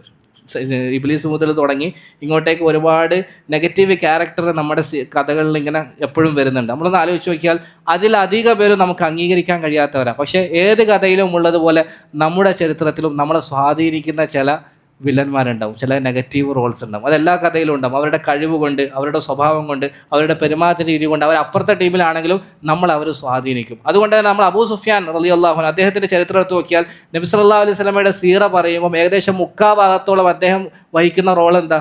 ഒരു വില്ലൻ്റെ റോളാണ്, എതിർചേരിയില്ല. പക്ഷെ എന്നിരുന്നാൽ പോലും നമ്മളെ സ്വാധീനിക്കുന്ന മഹത്തരമായ ഒരു സ്വഭാവമുള്ള ഒരു മാന്യനായ വില്ലനായിരുന്നു അദ്ദേഹം എന്ന് വേണമെങ്കിൽ നമുക്ക് അദ്ദേഹത്തെക്കുറിച്ച് പറയാം. കാരണം എന്താ അറിയോ, ഈ സൈനബ് റളിയല്ലാഹു അൻഹ വീണ ഉടനെ അബൂ സുഫിയാൻ അവിടെ ഓടിയെത്തുന്ന ഇബ്നു ഹിശാമിൽ പറഞ്ഞു. അബൂ സുഫിയാൻ ഓടിയെത്തിയിട്ട് ഈ കിനാനയെ കലമ്പും പോലെയൊക്കെ ആക്കിയിട്ട് ഒരു സൈഡിലേക്ക് മാറ്റും. കാരണം എല്ലാവരും മുമ്പിൽ വെച്ചിട്ടൊന്നും പറയാൻ പറ്റൂല. കിനാനെ, അതായത് ഈ അബുൽ ആസിൻ്റെ സഹോദരൻ, കൂടെ ഉണ്ടായിരുന്ന ആളെ ഒരു സൈഡിലേക്ക് മാറ്റിയിട്ട് അയാളോട് ചൂടാവും, നീ എന്ത് മണ്ടത്തരാണ് ചെയ്തത്. ഇപ്പം ഇവരെ ഈ മുശ്രിക്കുകളെ കുറ്റം പറയാൻ നമുക്ക് അവകാശമില്ല, കാരണം അത്രയും മുറിവേറ്റ് കിടക്കുകയാണ്. ഇപ്പം മുഹമ്മദിൻ്റെ മുകളിൽ യാത്ര ചെയ്യുമെന്നുള്ള വിവരം അവർക്ക് കിട്ടിയാൽ അവരെന്തായാലും ആക്രമിക്കുമെന്ന് ഉറപ്പാണ്. നീ ചെയ്യേണ്ടിയിരുന്നത് രാവിലെ ആയിരുന്നില്ല ഇവളെയും കൂട്ടി പോകേണ്ടത്. ആരാ പറയുന്നത്? അന്നത്തെ ശത്രുവിൻ്റെ നേതാവ് അബൂ സുഫിയാനാണ് പറയുന്നത്. നീ ചെയ്യേണ്ടിയിരുന്നത് രാവിലെ ആയിരുന്നില്ല ഇവരെയും കൂട്ടി പോകേണ്ടത്. ഇനി അവസരം കിട്ടുമ്പോൾ രാവിലെ പോകാതെ രാത്രിയുടെ ഇരുട്ടിനെ മറയാക്കിയിട്ട് പോകാൻ വേണ്ടി ശ്രമിക്കണം കേട്ടോ എന്ന് പറഞ്ഞിട്ടാണ് അബൂ സുഫിയാൻ അവരെ വീട്ടിലേക്ക് കൊണ്ടുപോകുന്നത്. ഹിന്ദും അതേപോലെ തന്നെ നല്ല രീതിയിൽ വർത്തി. പക്ഷേ ഹിന്ദ് സൈനബ് റളിയല്ലാഹു അൻഹ അവിടെ താമസിക്കുന്ന സമയത്ത് കിടക്കിടക്ക് പറയുമായിരുന്നു, ആ ബിസബബി അബീഖ്, ഇതൊക്കെ മോളെ സംഭവിക്കാൻ കാരണം എൻ്റെ ഉപ്പ ഒറ്റൊരുത്തൻ കാരണം കേട്ടോ, അയാൾ കാരണം ഞങ്ങൾക്ക്, കാരണം ഹിന്ദിന് വലിയ നഷ്ടങ്ങളാണ് സംഭവിച്ചത്. ബദർ യുദ്ധത്തിൽ ഉപ്പ നഷ്ടപ്പെട്ടു, സഹോദരൻ നഷ്ടപ്പെട്ടു, കുറേ ആൾക്കാർ ഹിന്ദിൻ്റെ മരണപ്പെട്ടു. അതുകൊണ്ട് ഭയങ്കര ദേഷ്യമുണ്ട്, ഇടക്കിടക്കേ പറയായിരുന്നു. ഈ സമയത്ത് മദീനത്ത് ഈ വിവരങ്ങളൊക്കെ കിട്ടി. ശത്രു മടയിൽ അബൂ സുഫിയാൻ്റെ വീട്ടിൽ ഹിന്ദിൻ്റെ അടുത്താണ് സൈനബ് ഉള്ളത്. റസൂലുള്ളാഹി സ്വല്ലല്ലാഹു അലൈഹി വസല്ലം സ്വന്തം മോളെ തിരിച്ചു കൂട്ടിക്കൊണ്ടുവരാൻ വേണ്ടിയിട്ട് എത്ര വലിയ സൈന്യത്തെ അയക്കുന്നത്? ഏകദേശം ഒരു ഗസ് ചെയ്ത് പറ. ശത്രുക്കളുടെ മെയിൻ ആളായ അബൂ സുഫിയാൻ്റെ വീട്ടിൽ അദ്ദേഹത്തിൻ്റെ ഭാര്യയായ ഹിന്ദിൻ്റെ പരിചരണത്തിൽ മക്കത്ത് ശത്രുക്കളുടെ മടയിൽ കേന്ദ്രത്തിൽ ഇരിക്കുന്ന മോളെ കൂട്ടാൻ വേണ്ടിയിട്ട് റസൂലുള്ളാഹി സ്വല്ലല്ലാഹു അലൈഹി വസല്ലം എത്ര വലിയ സൈന്യത്തെ അയച്ചിട്ടുണ്ടാവും? റസൂലുള്ളാഹി സ്വല്ലല്ലാഹു അലൈഹി വസല്ലം അയച്ചത് 1 man ആർമിയായിരുന്നു. എത്ര ആളുണ്ടായിരുന്നുള്ള സൈന്യത്തിൽ? ഒറ്റ ആൾ. റസൂൽ ആരെയാണെന്ന് വിളിക്കുക? അന്ന് തൻ്റെ പുത്രനായിരുന്നു. അന്ന് ദത്തുപുത്ര സമ്പ്രദായ പ്രകാരം റസൂലുള്ള സ്വന്തം മകനായി തിരഞ്ഞെടുത്ത സയ്യിദ് ഇബ്നു ഹാരിസ റളിയല്ലാഹു അൻഹുവിനെ വിളിച്ചിട്ട് ചോദിക്കും, അല തൻതലിഖ് തജീഉനി ബിസൈനബ്, സയ്യിദേ ഒന്ന് പോയിട്ട് സൈനബിനൊന്ന് എനിക്ക് കൊണ്ടുതരാവോ എന്ന് ചോദിക്കും. കേൾക്കേണ്ട മാത്രമല്ല, ബല യാ റസൂലല്ലാഹ് എന്ന് പറഞ്ഞാൽ അദ്ദേഹം തയ്യാറാണ്. കാരണം എന്താ, പെൺകുട്ടിയാണല്ലോ, അപ്പോൾ പിന്നെ മോനെ മാത്രമല്ല അയക്കാൻ പറ്റൂ. സെയ്ദ് റളിയല്ലാഹു പിന്നീട് അഹ്സാബിൻ്റെ ആയത്തുകൾ ഇറങ്ങുമ്പോഴാണ് പിന്നീട് അന്ന് സെയ്ദ് റളിയല്ലാഹു വിളിക്കപ്പെട്ടത് സെയ്ദ് ബിൻ മുഹമ്മദ് എന്നാണ്, മുഹമ്മദിൻ്റെ പുത്രൻ സെയ്ദ് എന്നാണ്. പിന്നെ അഹ്സാബിൻ്റെ ആയത്ത് ഇറങ്ങുമ്പോഴാണ് വീണ്ടും സെയ്ദ് ബിൻ ഹാരിസ ആകുന്നത്. റസൂലുള്ളാഹി സ്വല്ലല്ലാഹു അലൈഹി വസല്ലമ കൊടുത്ത ആ ഉത്തരവാദിത്തം ഏറ്റെടുത്ത് അദ്ദേഹം യാത്ര തിരിക്കും. ഒറ്റയ്ക്ക് പോയിട്ട് എന്താ സംഭവിച്ചതെന്ന് അറിയണ്ടേ? അതറിയണമെങ്കിൽ അടുത്ത ഒരാഴ്ച വരെ കാത്തിരിക്കണം. വസല്ലല്ലാഹു വസല്ലം വബാറക അലൈഹി വഅലാ ആലിഹി വസഹ്ബിഹി അജ്മഈൻ വആഖിറു ദഅവാനാ അൽഹംദുലില്ലാഹി റബ്ബിൽ ആലമീൻ. സുബ്ഹാനകല്ലാഹു വബിഹംദിക അശ്ഹദു അൻ ലാ ഇലാഹ ഇല്ലാ അൻത അസ്തഗ്ഫിറുക വഅതൂബു ഇലൈക്.